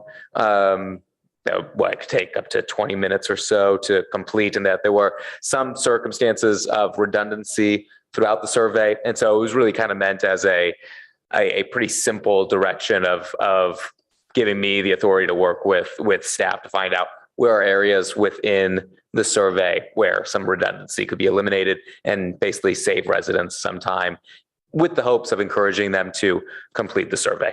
So I don't know if any other members of PNS really want to weigh in. And I see Councilmember Tanaka. I'll let you go as a member of the committee first. Thank you. Yeah, I think the chair summarized it well. Not that I am opposed to making the survey shorter. Actually, I agree with that. But as the chair described, I think that if you look at customer service organizations and how do people improve customer service, what they found is that the way you improve customer service is rapid feedback. And the problem with the survey we have right now is it's anything but rapid. It's once a year or maybe once every other year. And it's a really long survey. And the issue with that is that when there's a problem, it takes a long time to get it identified and people may not even remember. So what people have gone, what companies have done is they've gone towards really, really short surveys, right? Like surveys that are like 1 or 2 questions, like really short, and they're usually delivered at the time of service or shortly thereafter. And by doing that, you could get a better understanding about what the issue is, and you're able to actually address it. The problem with these really long surveys that are 20 plus minutes long is that you get survey fatigue. People get really exhausted filling out this long survey, and you also get biased because they have to have. It's not too many people that are willing to fill out a long 20-minute survey, and you only get this touch point once in the blue moon. So I think we should try to follow what a lot of folks in the industry have done, which is going towards frequent short surveys. And that's why I support the city manager's idea of what he's trying to do with the net promoter scores in the development center and also in utilities. But in general, I do think the survey should be shorter. I just think we should do it another way that's going to be more beneficial and give more rapid feedback to the city. And Councilmember Du Bois. Yeah, so I worked at Nielsen Market Research for a number of years, and I think doing good surveys is really a combination of art and science. I'm not sure we can really shorten much, or that one of us should really be making those decisions. Particularly the presentation says the length is the same as the standard survey. The way the questions are worded are, to be mathematically and statistically sound. And so I think it's really important that we keep alignment with other cities so we can do benchmarks. So I'd be concerned about any motion that says that we have to shorten it. And again, I would hope that we would talk to the research firm about why they're asking questions. I believe some of the questions branch, so not all users see all the questions. And again, I brought in my stack because I find these extremely useful. It's the only statistically representative data set we have. A lot of the web-based things are self-selecting surveys. You really don't know who's answering, who's not answering. The idea behind these is that they're statistically representative of the residents of Palo Alto. And so again, I know it was more of a budget question, but I would really support us going back to doing this annually. I think a lot can change in 2 years.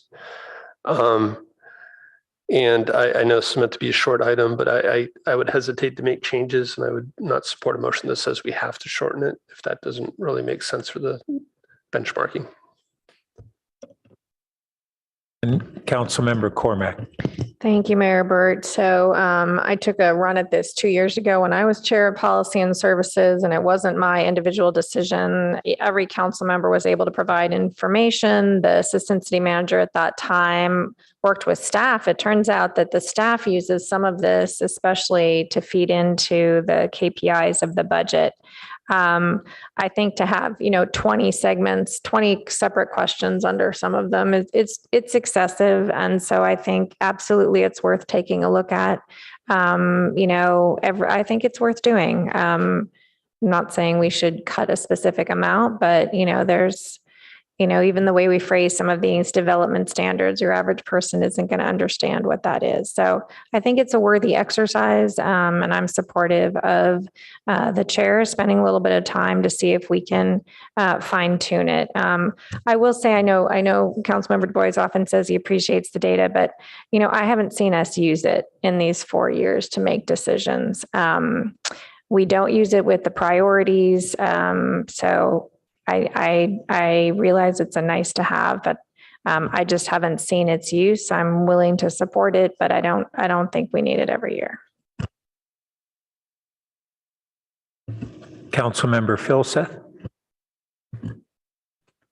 Well, just briefly, I will align myself with very nearly everything that Councilmember Du Bois said. I keep them up in my bookshelf too, and I actually do go back and look at them from time to time. So whether the length is right or not, I cede to the chair of policy and services to help us think through that. But I would agree with Councilmember Du Bois. I'd like to see it every year. I mean, it is the closest thing we have to a statistically representative sample of Palo Alto, and I think that's really valuable. And I think I think we underestimate the value of that at our peril. Thanks. Vice Mayor Koo. So I agree also with Councilmember Philseth and Du Bois. I don't see why it needs to. I mean, I do think that it should be done every year. I actually do use them. I go back and remind myself what are some of the areas that we need to pay attention to. And I think it's valuable. It's valuable information for us to kind of keep track of and to remind ourselves where we can improve. As for shortening it, I still remember when I started here at council meeting with the former auditor, a city auditor, and she spent a lot of time on this and had vetted it with many of the members of the community as well as with council. And so there are pertinent reasons for why the questions are in this survey. So I would want to make sure that these pertinent questions remain. Yep, thank you. So first on the usefulness of it and its relationship to priority setting, one of the problems we've had last couple of years is we didn't have an updated survey going into the priority setting, even in the years where we had, in the even years where we had a new survey. So I do think it's a valuable tool. I didn't go back and relook at the survey in the context of whether there are repetitive questions and whether it could be shortened. And I don't really know how to tonight determine how that would be reconciled with any of the deliberateness of the standard survey to make sure that we're consistent with that. So I would be fine with supporting this proposal with the added request that any changes to the survey be done in consultation with the agency that administers the standard surveys to make sure that we aren't creating any problems with standardizing our results against the benchmarks. And so I'd be glad to move that as the recommendation, so that it would be authorizing the chair of P&S to work with staff and the agency overseeing the surveys. Ms. Cotton Gaines? It's called Polco. Polco, okay. Polco. Okay. To assure compatibility of any revisions to our survey with their needs. I'll second that. Okay. And we'll see the motion, but I don't need to speak to it further. Yeah, again, I guess my issue with the staff recommendation was it just said we would reduce the length. So I think this is more about evaluating and we'll see whether it gets reduced or not. Okay. And Councilmember Stone. Yeah, and I think that's really consistent with the PNS recommendation, was that this was meant to be more of an evaluation rather than a hard directive that it be shortened. So I think this is consistent with what we were hoping to accomplish. Great. So would the clerk please call the roll? Councilmember Cormack? I'm sorry, I don't know who there is, whose needs. Before we vote on this, it's just up here. Polko's needs. I don't know that they have needs. I think we have needs for it to be statistically valid and. Well, the intention is to, their need to assure that our results are aligned with benchmarking that they do. Okay, Ms. Cotton Gaines, I'm sorry, are you comfortable with this? I was thinking to your point of trying to be more specific, if you wanted to call out to ensure compatibility related to benchmarking or something of that respect, Mr. Mayor. Yeah, that's fine. We can add that clarity. Okay, yes. Okay, and would the clerk please call the roll? I vote yes. Okay. Vice Mayor Ku? Yes. Councilmember Stone? Yes. Councilmember Tanaka? Yes. Mayor Burt? Yes. Councilmember Du Bois? Yes. Councilmember Filsa? Yes. Motion carries unanimously. Thank you. And the discussion of annually or not can go to the budget discussions, just to put a plug in that. Thank you. Thank you. All right. Now we should question whether we want to continue with item number 14, which is clarification of in-person attendance protocols for council committees and boards and commissions, or whether we want to defer that item. Any thoughts?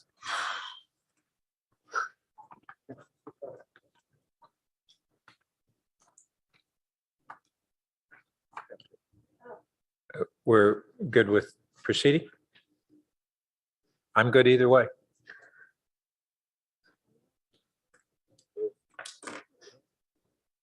I guess we could start it. What happens if we okay, realize it's starting to take a lot of time? Maybe we could revisit. All right, then let's go ahead and proceed with that item. I'll go ahead and introduce it if be the pleasure, council. Probably the best, when we do not have a presentation on this item, would note this was deferred from an agenda about a month ago. Would refer your attention to packet page 512 that had a few questions for the council to consider. Essentially, this topic is a question of setting expectations for yourself as a body and as it relates to in-person attendance at your meetings. Should you choose to proceed, or perhaps irrespective of that, related question is whether the council would like to continue making the findings required or authorized under AB 361 for allowing remote attendance and participation in your meetings.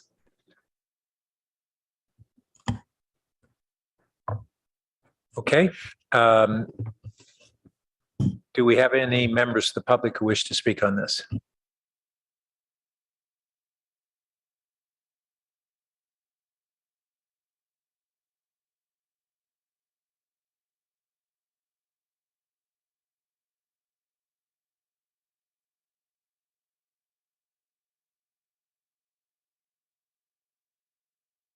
We have one speaker so far, Rebecca Eisenberg. You're welcome to begin. Thank you. I'll be brief. Excuse me, I'll be brief. If you're going to mandate attendance for volunteers, you really need to provide childcare. That's what other cities do. If you feel that you can't afford it, might I suggest that you move some of the $10 million over from the History Museum to childcare? In fact, investing in childcare is a great idea anyway. It's been proven to assist the economy and economic recovery. So that's really all I want to say. I think it's fine to mandate attendance as long as you provide childcare. Thank you. Okay, returning to the council. Councilmember Cormack. Thank you, Mayor Burt. A couple questions for staff, if you can refresh my memory. Do we allow remote participation in committee meetings before the pandemic?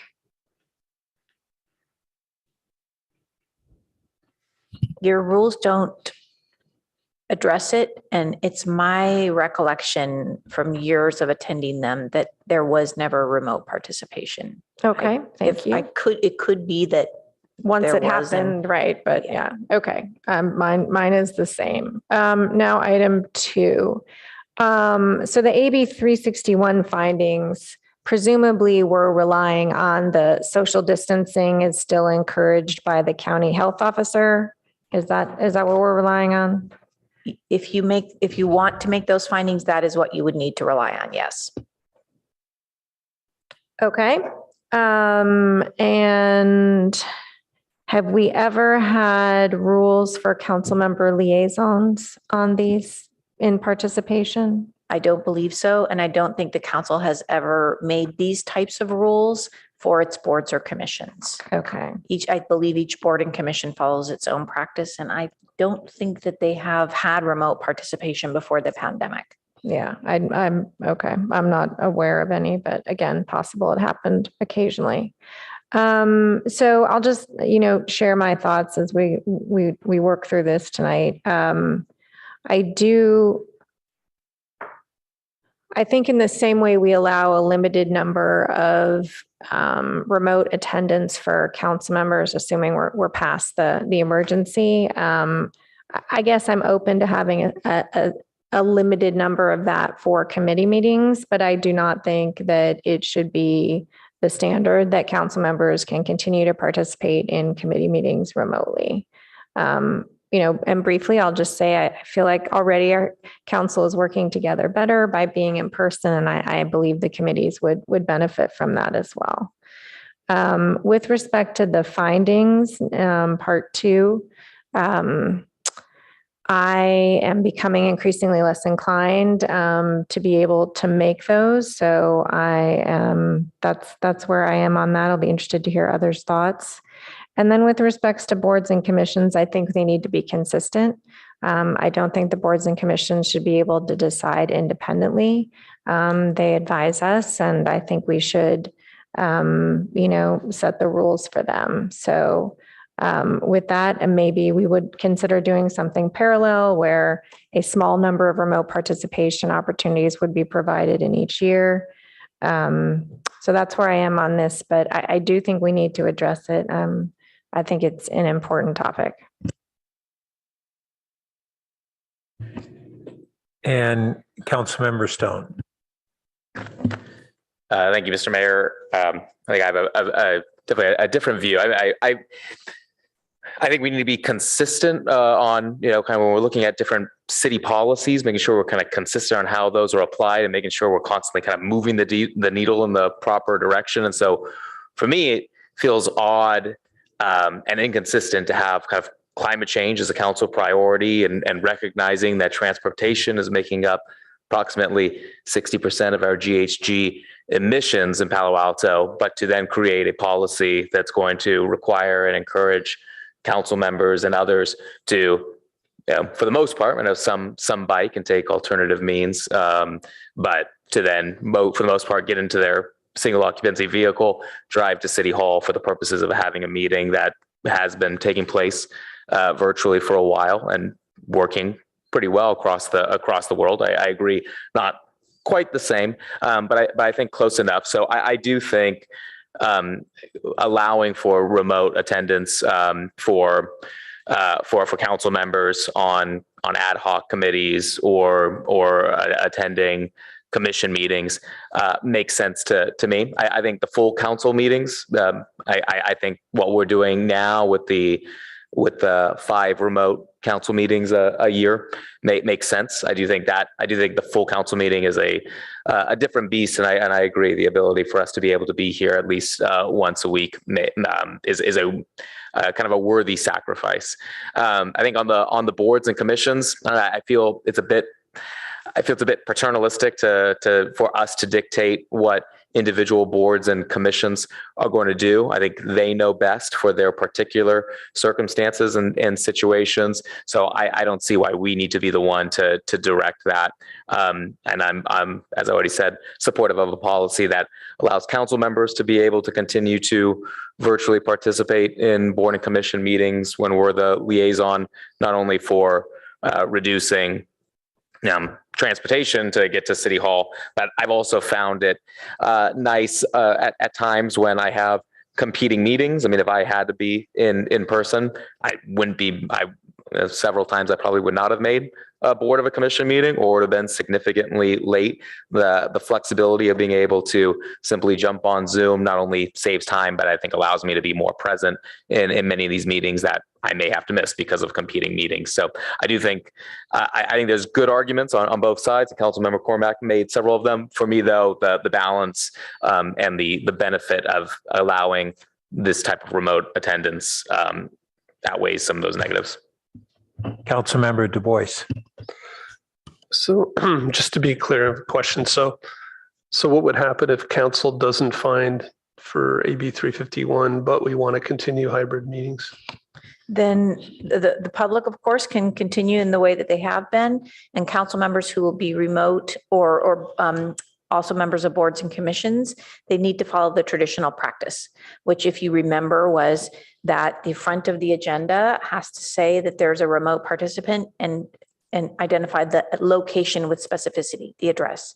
And then at that location, the council member needs to be there and open in a place where they can allow the public to come there and participate. So, for example, a remote participation cannot be from a vehicle or from a place that the public doesn't have access to, like a private space or something. So if it was a residence, you'd have to let people come in. That's correct. You need to put the agenda on your front door and allow people to come in if they wish. And I know you don't have a crystal ball, but do you anticipate that the state will make changes to that? I know there's been some discussion of it. I think there's something that has been introduced. I can check the latest status of it, but I think we're in the middle of the session, and so we don't know yet. Yeah, I'll just add that there is state legislation going on, and the Cities Association had reviewed that. How it'll end up being structured and whether it'll pass is an open question. Yep. So just my thoughts, and I agree with the points that were both made, even though they weren't in alignment. So I do think we're getting back to normal, learning to live with this pandemic. And personally, I think we should not fine for AB 351 and kind of in the emergency. But I'd like to see us continue to have hybrid meetings. I think having the public come in hybrid, I think having consultants who are charging us by the hour just connect when they need to give us a report makes a lot of sense. The value of being here in person with body language, talking to each other, seeing each other, I think it's really important. And I'd like to see the public back here as well. I think the tone would change of some of the public comment if they were standing here in front of us talking to us. And so I do think we are missing things and have some negative tone that this kind of remote participation has helped kind of create. I think we should be consistent with our boards and commissions. I think it's time to ask them to come back in person as well. I think it makes sense to have a consistent role if it's 3 or 5 times a year that you can participate remotely. I think that should apply to the boards and commissions consistently as well as to us. I think we have some members on our boards and commissions who have never met in person, and that's a real shame. And so when I look at the question list here, I would say no on AB 361, yes to remote participation, consistently limit. Is it 5 times now? I think, yeah, to 5. Obviously, it's a little bit of a pain if we have to follow this state rule about public noticing, but maybe we start there and then we see what happens with the new state legislation. Councilmember Phil Seth. Yeah, well, I agree almost completely with Councilmember Stone on this. I think, the reality is the world changed during the pandemic, right? And the technology moved very quickly, right? And it's here now, and it supports this. And so the rest of the world is moving to institutionalize and adopt this, and you have a spectrum of what people are doing with it out there in the world, but everybody's using it. And I don't hear anybody seriously suggesting that the public shouldn't be able to participate remotely. And the reason is because the technology supports it. So I think we should too. So I agree with Councilmember Stone. And Vice Mayor Koo. So I guess I have a question is, if we have all the commissions also come back and have all the council standing committee meetings here in person as well, are we going to be able to accommodate all the meetings? Because they're going to be hybrid, right, potentially. Will we have the ability to staff and technology and space? Madam Vice Mayor, yes, we've been working actively to make sure that we can add additional capabilities to conduct hybrid meetings in multiple locations throughout the city. As of next week, we'll have 2 rooms, and in the near future, we'll have 3 rooms. So the committee should be able to continue to meet where they previously had met in person in the hybrid style. Oh, that's good news. Thank you. Can you clarify the additional rooms other than the community meeting room? There are some locations, I believe at Mitchell Park Center or one of the other city community centers that I believe the Human Relations Commission had met at. And we're trying to make sure that those same rooms are activated in the hybrid style technology. Great. Can I add one more thing that I meant to say? Yeah, you will, just a second. Okay. So we have changing circumstances, as everybody's noted. One of the things is that if we wish to continue to allow some form of remote meetings, we have this big barrier of basically the noticing and making the space public.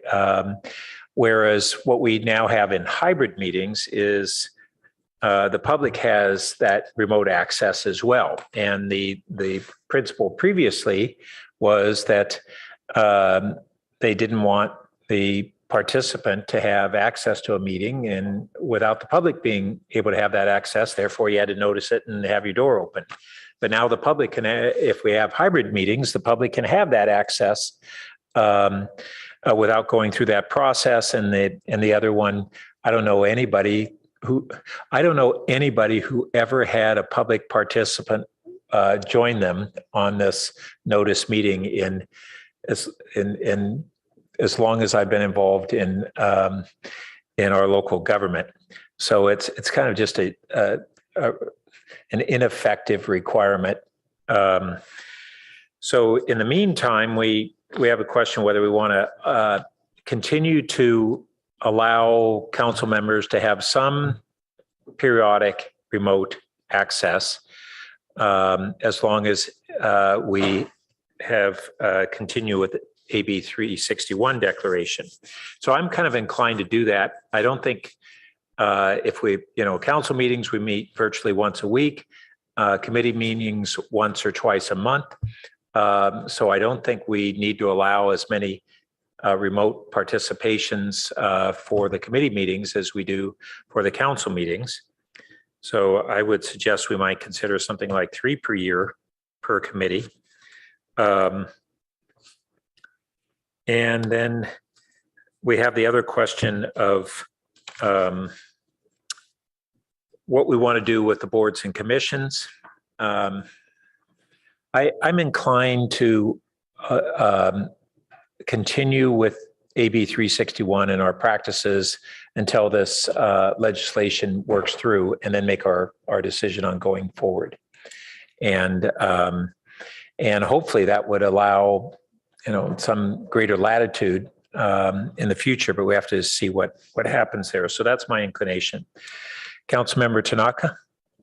Actually, I think Councilmember Fulseth wanted to say something. Councilmember Tanaka, do you want to speak? You had your light on. Okay. So I have to agree with Councilmember Stone. I think Zoom's proven to work. People are meeting all over the world. There's a lot less greenhouse gas that's being emitted by people flying, by people driving. I think only 2 of us tonight actually probably biked. So think about all the carbon footprint that we're emitting by having to drive. And also the cost of gas is expensive, right, for some people. And we have this war in Ukraine. It's causing a gas shortage. So I think about that as well. The one issue also with us is we're not really facing each other, right? We're facing out there, but with Zoom, we can actually all see each other. Now, if we try to face each other, it's hard to hear each other now if he's not talking to the mic. So that's just a logistical issue. But I feel the meetings actually are just effective, maybe more effective. I actually think it's more transparent because, while I was sitting here tonight, I see people talking to, people that the public can't see or hear remotely. And I think if we're all remote, it's actually more transparent. And so I fully support having remote meetings for the commissioners, the board members, for us, for our committee meetings. I think this is a trend in the future. We're supposed to be a city of innovation. This technology is proven to work. So I think we should use it. We should embrace it, and we should do more of it. I also agree that the idea of posting location is pretty ridiculous. Doesn't make sense. So in terms of making the funding for AB 361, I think that is, I just saw the city manager talked about it on a slide that there's been a 30% increase in cases for coronavirus in California. So that seems to be a really good justification. So maybe just get things moving. I'll make a motion that we find the AB 361 findings to be, let's see, let me read this better. So I'll make the motion that AB 361 should continue to be made.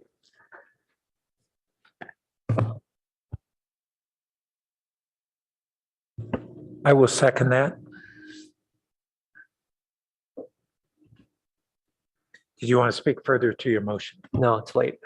I don't either, but Councilmember Philseth, you had wanted to have another round. That's fine.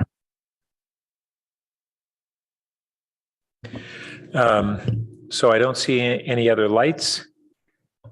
Did we answer all the questions that were asked? Pardon me? We're just voting on the 3B, and this is intended that we actually take action tonight. Is that correct?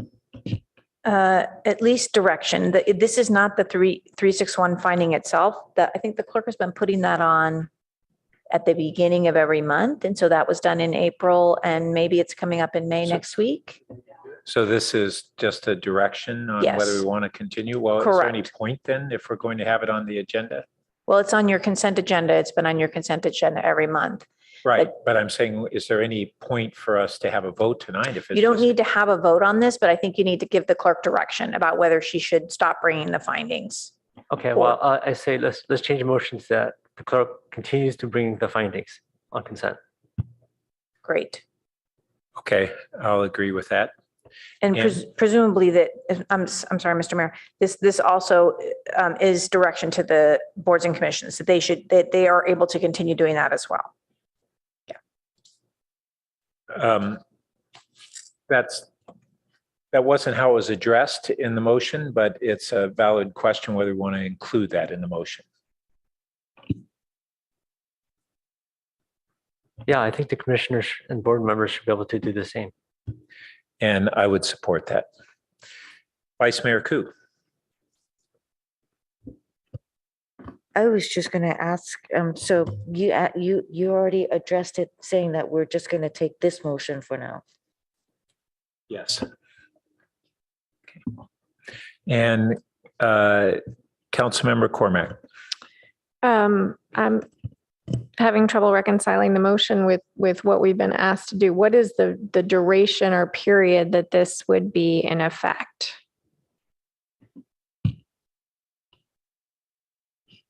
So you, under the AB 361, you have, every board needs to do this every 30 days. Right, but this seems like it goes on ad infinitum here. So it does, except that you'll actually see that motion on your consent agenda. And at the right time where you feel that you can no longer make those findings, you should vote no or seek to pull the item and discuss it. Okay, I understand that. I would actually be fine with the first part of it because each of us then can choose to make our decision on consent about whether or not we can make the findings. But this would allow the commissions and boards to do whatever they wanted, and it would potentially not be consistent across them. They have been making the findings. We interpreted the language very strictly so that the city council does not make the findings for the whole city. Each board and commission makes their own, and they've been doing that each month. And they meet. And yeah, that part makes me less comfortable. Can I add what I think is a clarification? The impact of this is that either way, we allow these 5 council meetings to be done remotely.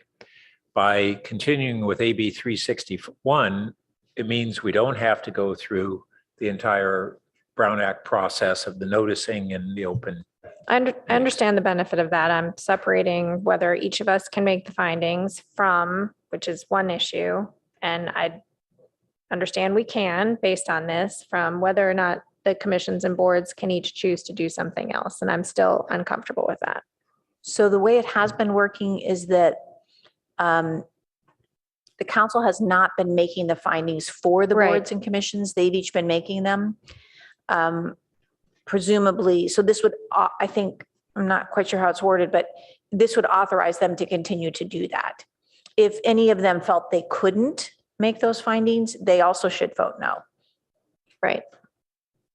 And does staff anticipate returning to us at some point when either, AB 361 is expired, or we have this new law that we might or might not have, or do we need to put that in the motion that you'll come back to us and give us another chance? You don't need to put that in the motion. AB 361 does not expire for cities until 2024, I believe. Okay. It did. There was an expiration for state agencies, and that confused people. But it goes on for us for quite some time. And when there's a change in the law, we'll certainly advise you. Okay. Thank you. And any major change in the health situation, I think we would also agendize an item to, make any appropriate change that seemed reasonable. Okay, thanks. Councilmember Du Bois. So I think the part that's missing again is the remote participation. So I'll try to make a friendly amendment, which would be kind of sub bullet points that I guess sub bullet A, that council members can participate remotely according to the council protocols, which is 5 times a year. And that C, board and commission members could participate remotely 5 times a year. Isn't that what we already have? Well, I think we're being asked if we want board and commission members to come back. We don't have a protocol that applies to remote meetings for council committees or boards or commissions. Yep. But we do have a protocol that applies to council meetings, right? But not council committees, I said. Yes. I'd be willing to accept it at 3 meetings a year, which I think is more appropriate for an infrequently meeting body. Well, we would have to split it up here then, right? Could you specify the meeting type and times? So council committee meetings and boards and commission meetings 3 times a year? Correct. Okay. Okay. So you could just change this to participate remotely in council committee And Councilmember Tanaka, do you accept that? No, I felt compelled by Councilmember Stone's arguments. I agree with it. So I think we should allow each committee, board, commission to make their own decisions on how they want to do it. You could delete according to the protocols. And commissioners can participate remotely up to 3 times a year. Council committee meetings 3 times. Yeah. So the first part, council members can participate remotely in council committee meetings 3 times a year. So Councilmember Tanaka is not willing to accept the prescription of on boards and commissions on the frequency at which they can elect to participate remotely. So I'd make it an unfriendly amendment. Or an alternative, I might suggest it, is to leave off the frequency and allow that to be determined by the board or commission at this time. Including the committee meetings, council committees? No, just regarding the boards and commissions. So we'd have 2 parts, that the council committees would be up to 3 times a year. Boards and commissions can participate remotely, and they would determine the permissible number of remote meetings per year. I guess under that principle of allowing them to have some latitude. Yeah, I guess I would like to say, but they are encouraged to meet in person or something.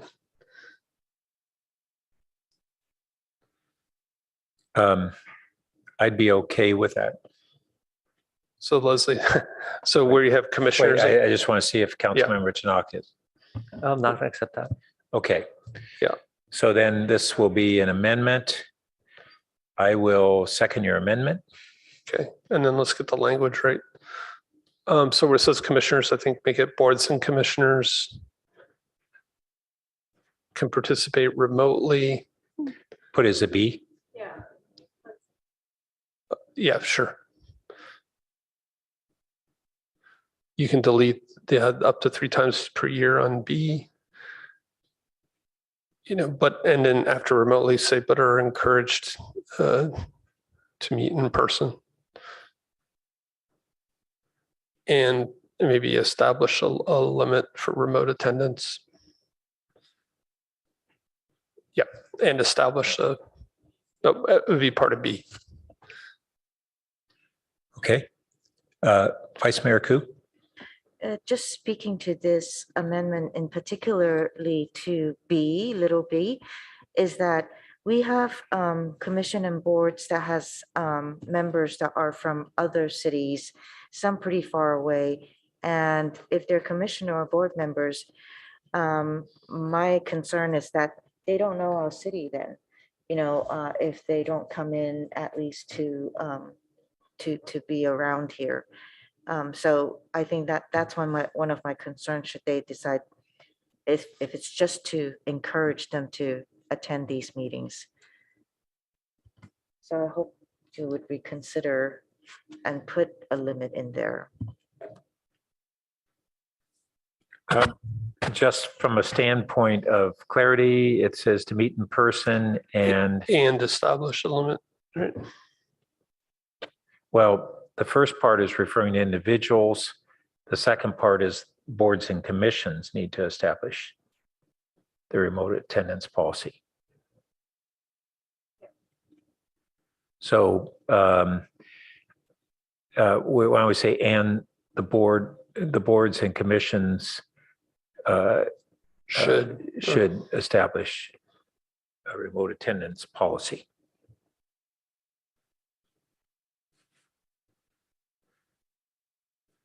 Establish a remote attendance policy. Or fine. or what, yeah. Okay, so Councilmember Stone. Thank you, Mr. Mayor. Just a question that I'm confused on B. So we're saying that boards and commissions can continue to meet remotely, but we're just encouraging them to meet in person. We're saying they can establish their own rules. Okay. I mean, I'm supportive of B. I'm not supportive of A for reasons I already stated.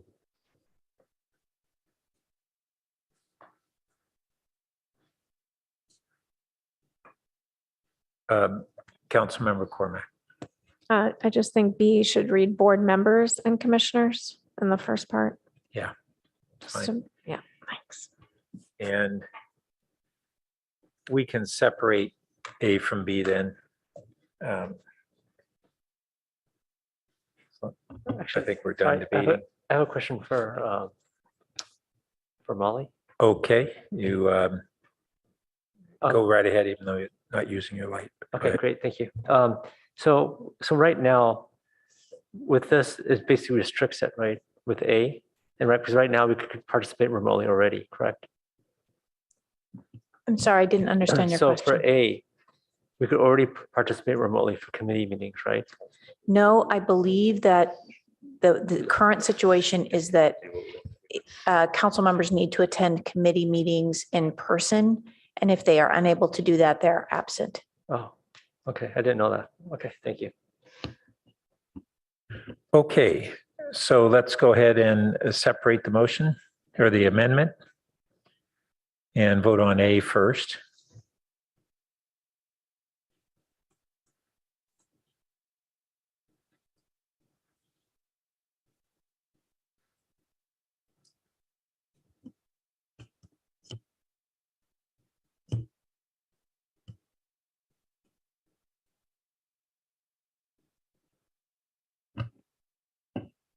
Councilmember Filsa.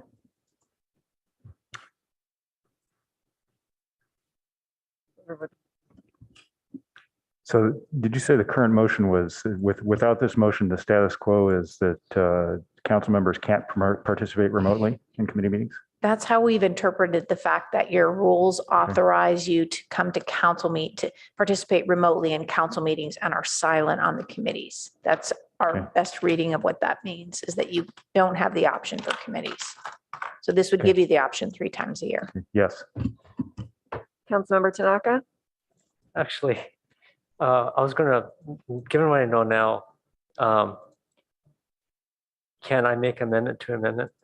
No, Okay. we can't. Okay. That's against rules. Okay.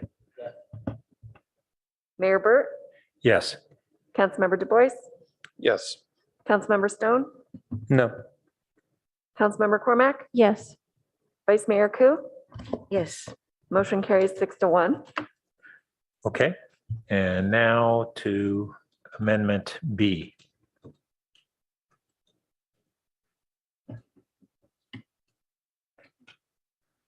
Councilmember Cormac. Yes. Vice Mayor Ku. Yes. Councilmember Stone. Yes.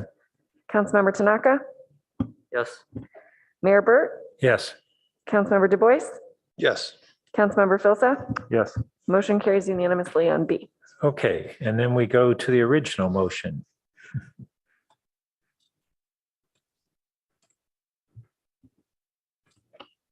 Okay, for the original motion, Mayor Burt. Mayor, I wanted to see if I can make amendment. Okay, So I'd like to amend A. So instead of 3 times a year, I'm sorry. We already voted on A. oh, I know. I was wondering if I could amend A. You can't amend something we already passed. Okay. Okay, can I amend the original motion then? You can, if there's a second. Okay. So what I'd like to propose is that we could participate remotely in council committee meetings unlimited. Second. Councilmember Tanaka, can you repeat that one more time? Yeah, that we could, council members can participate remotely in council committee meetings unlimited.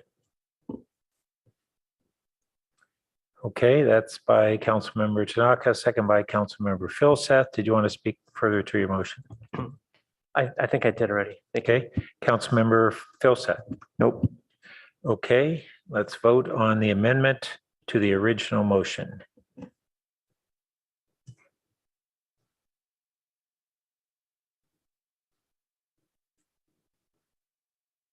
Wait, can we see the motion here? Is Yeah, this just she's for still A? typing.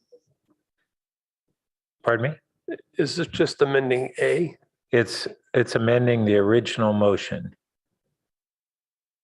The original motion It includes would the amendment. alter, it would supersede A if it was passed. Is that correct? Well, the original motion now includes the amendment, correct? Correct. And then, So it's an amendment to the original motion that would supersede A. well, A and B should be in the motion right now, right? Should, council members should weigh in on this idea and we should decide if it has majority support. Yeah, I'm just I mean, trying to see what the motion is. Yeah, Like, was the modification to A? Was it to changing A? No, In effect, but B is still there as part of the original motion. it would effectively supersede A. But not influence B, Pardon me? but not change B. Well, B is Correct. in the original motion now. It was approved. That's what I'm trying to, A and B were approved, but this amendment to the original motion would supersede A. It would nullify we already A. voted on it, though.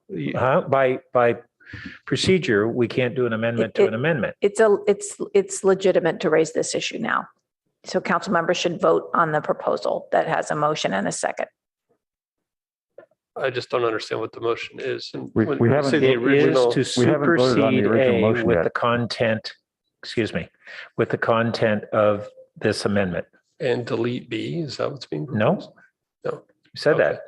that. It's just superseding A. Got it. Okay. I don't think it should say original motion, it should say to the motion, right? Okay. And Councilmember Cormac. First of all, I think it was seconded by Councilmember Filsath. That's correct. And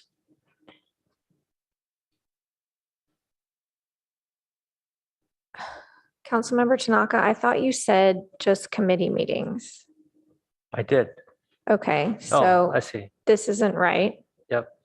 So can you please work with the clerk to get this to what you said before I can weigh in on it? Okay, Madam Clerk, can you remove that comma? Thank you. Yeah. I think that captures it, correct? And then B should be there, right? Leave B alone. Okay, I don't think the findings were in your motion. Okay, yeah, the clerk, you should Okay. delete that. So direct, No. Down in the amendment. Amendment.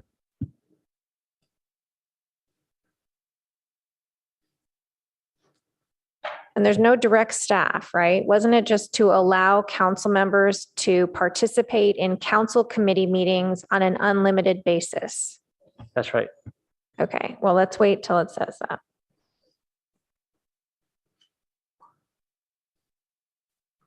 And I left out a word. Well, So, it's yeah, remotely. just a minute. Participate remotely in committee meetings. Councilmember Tanaka, does this reflect your intent? Yes. Okay, I will be voting no on this.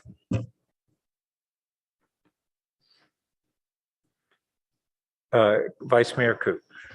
So with this amendment, what this means is that we're not going to be presenting the findings for AB 361 on consent. No, I think you've all decided that you want to see those. Really, this procedure, we're getting a little bit too crazy on procedure right now. I think what Councilmember Tanaka wants to do is to present to council the question of whether remote participation for committees should be unlimited in number, and he has a second.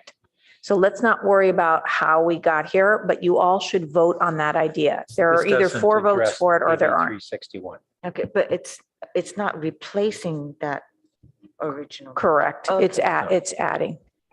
Okay, thank It's you. only replacing A. Councilmember Du Bois. So does this apply only when AB 361 is in effect, or is this a change?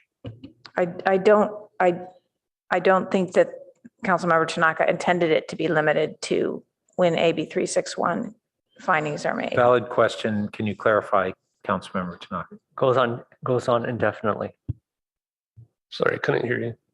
He said it goes on indefinitely. Okay. Okay, we're ready to vote?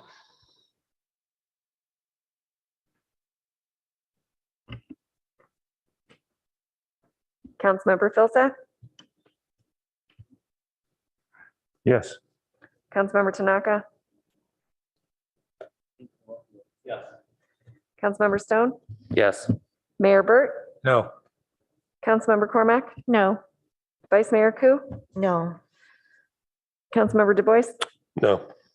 Motion fails 3-4. Now we can go up to the original motion. And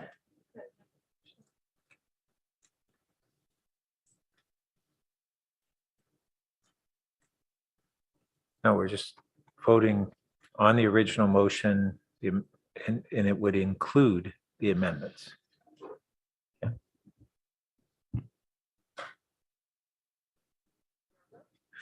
Yes.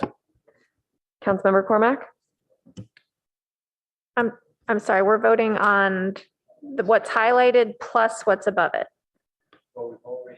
We've already incorporated Okay, it. I understand. It's Yeah. just not usually how we see it. Yeah. Okay. So the proposed amendment and the original motion is what's included in what we're voting on. Yes, I vote yes. Councilmember Du Bois. Yes, with that clarification that Okay. we'd like to see it, just the motion with the amendments.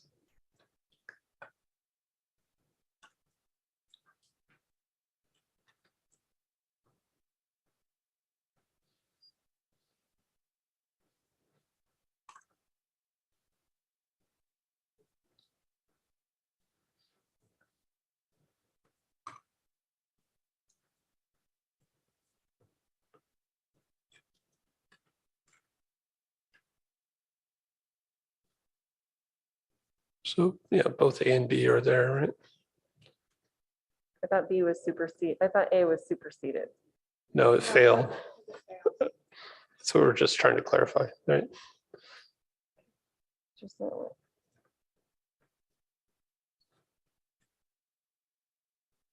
So basically A and B were incorporated into the motion.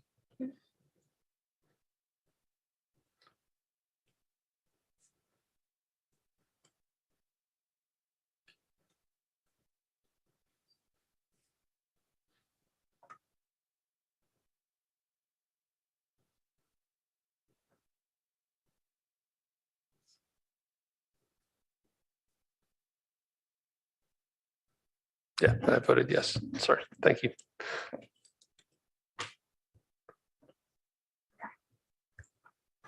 Did we already start the voting? I'm sorry. Can we start over again? Is that okay? The original motion, though, was by Councilmember Tanaka, seconded by me.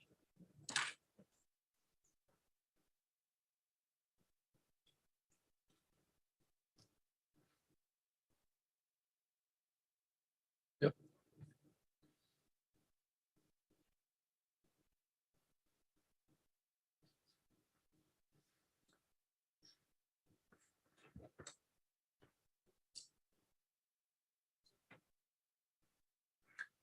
Councilmember Cormac. Do we need to modify A and B? Because what we're really doing is modifying our procedures and protocols. I mean, it's just sort of sitting there. So I think the staff will take A as direction to put that change in your procedures and protocols. Okay. And B as direction to modify the board and commission handbook. Okay, so we don't, you got it. All right. Yes.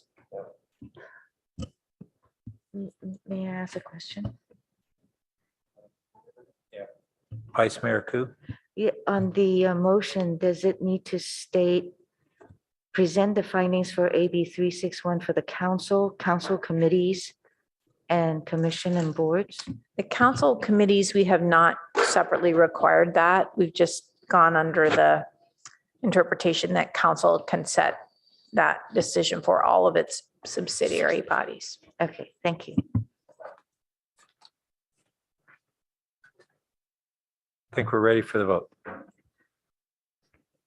Councilmember Stone, Yes. Councilmember Cormac, Yes. Councilmember Tanaka, Yes. Vice Mayor Ku, Yes. Mayor Burt, Yes. Councilmember Du Bois, Yes. Councilmember Philseth. Yes. Motion carries unanimously. Okay. Councilmember Philseth, you have your light on again? No? Okay. All right, that concludes this item last. And I believe that takes us to council member questions and comments. Announcements. Oh, lights are up. Councilmember Du Bois. Yeah, if I could share the screen with the one with the camera. Thanks.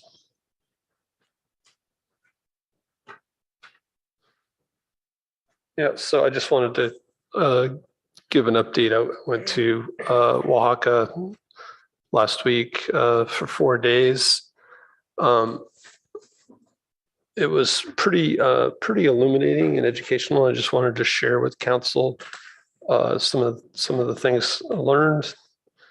Let me see if I can. So this is the mayor of Oaxaca, and they had a new plaque for the relationship between Oaxaca and the city of Palo Alto and this major park right downtown. And if you can see here that we've had a relationship with them since 1965. They're our second oldest sister city. Our oldest one is Palo, Philippines. And I was really just amazed at the number of things that Palo Alto has done with Oaxaca. So Palo Alto built this observatory and provided this telescope. That's the view on the right-hand side of the town from the top of the mountain this thing is on. They have maintained this telescope and repaired the observatory. I think it's over 40 years old. This is a school for really abused kids or abandoned children. Palo Alto has helped fund this program. It provides meals to kids, mostly elementary school kids, breakfast before school, as well as lunch. We've also funded an orphanage. Palo Alto funded an orphanage in Oaxaca. We provide computers and digital learning programs. We've done student exchanges. And everybody I ran into during this trip was extremely appreciative. I got to meet some of the firemen. These are trucks from Palo Alto that we've sent down there over the years. They continue to maintain them. And then this is a very poor village, about an hour outside of Oaxaca. We started a pilot program there about a year ago. There are 50 of these rainwater capture systems. And so if you look at this thing, the rain's captured on the roof, it goes through a series of filters, a pump, and it becomes basically drinking water. And I visited several of these things. They were completely full. These places have no water. They had very small cisterns that were filled by a truck once a week. And this extra water has really let these families grow additional food, bathe, have drinking water. Stanford is running a program in this same village on increasing health. I attended a kind of an all-day session with young children, teaching them about healthy food, along with fun and games. And again, it was really gratifying to see kind of the impact that Palo Alto is able to have on this community. And these are some of the organizations that have funded these rainwater capture systems. Again, they've been going for a year. All the families are maintaining them. So Neighbors Abroad, Palo Alto Kiwanis, as well as other organizations. And it was really interesting in that this is something we could even potentially do here as an additional source of water, just being able to capture rainwater at a much larger scale. So this is their mayor, Neary. We met with him. I was completely surprised after this meeting. This is their city council chamber. It was completely packed, and this is their city council. They sit in these chairs around the edge. And they passed a resolution honoring Palo Alto. They also passed a resolution for Mayor Burt, which I have here, and I will give you. And it really just maybe the reason I wanted to share all this with you guys is I think it shows the importance of our sister cities and kind of the impacts that we can have, as well as ways that they can help Palo Alto. So some of the things we talked about with the mayor was potentially expanding our carbon offset program. So Palo Alto buys carbon offsets that protects the forest down there. It provides employment to a bunch of people. There's interest in expanding that to some of our other sister cities. There's also interest in expanding that rain capture program to schools. So it's at 50 homes right now, and they have 12 schools that would be interested. And then there's a new project that I don't know if we would want to participate in, but there's a river that goes through the town, right through the downtown of the city. It's heavily polluted. It's not very well managed, and they're interested in some kind of sustainable green belt. And again, there was some idea that Stanford may be interested in participating, and maybe something that Palo Alto would want to be involved in. And then I just wanted to highlight, as the liaison to Neighbors Abroad this year, there's a trip planned this summer for Mayor Burt to visit several of the European cities. And then they're starting to plan a trip to Palau, Philippines in October this year. And so if any council members are interested in going, let me know. We can get that connected. And just to be clear, like these trips, I've been paying out of pocket. This is not funded by the city, but I'd highly recommend it if anybody wants to attend. So thanks. Thank you. Vice Mayor Koo.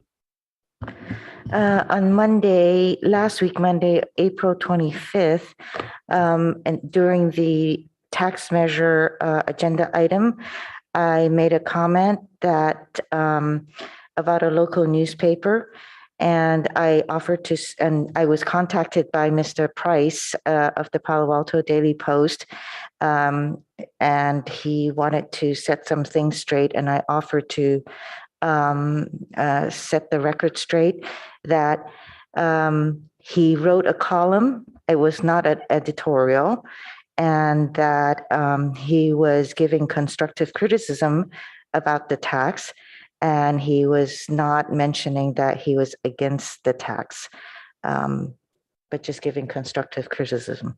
So I wanted to set the record straight, and I'm doing that right now. Thank you. Councilmember Cormack. I wanted to thank staff for informational report item 16 on the waste diversion and the pilot project on that. I'm really glad to hear that. And it's connected certainly with the Neighbors Abroad item that we just had. And finally, the JLS marching band was practicing in my neighborhood today. So I think they're going to be totally ready on Saturday. It sounded great. All right, and I wanted to give a couple of updates. I attended a meeting that the county had on the Stanford Municipal Services Study, and they're going to have a series of public meetings. And one of the things that was a key part of the presentation is that this obligation to provide municipal services or provide for them by Stanford for all of their university residents and workers is an obligation that was set forth in the tri-party agreement in 1985, where Palo Alto, Stanford, and Santa Clara County were the co-signatories. The county has the responsibility for essentially the enforcement, but Palo Alto is a full partner in that agreement and has an important seat at the table. And the county stated that they were going to be engaging with Palo Alto staff on this. And I think that this is something that we need to have a stronger engagement on than we have in the past. They also, the findings of the study were basically that it appears that Stanford has generally strong municipal services. One of the questions will be is it today appropriate to look at a broader definition of those, some things that were not included previously, but that Stanford doesn't provide the sort of transparency nor accountability to their residents that a government agency would. So they county consultants had some difficulty getting certain of the information.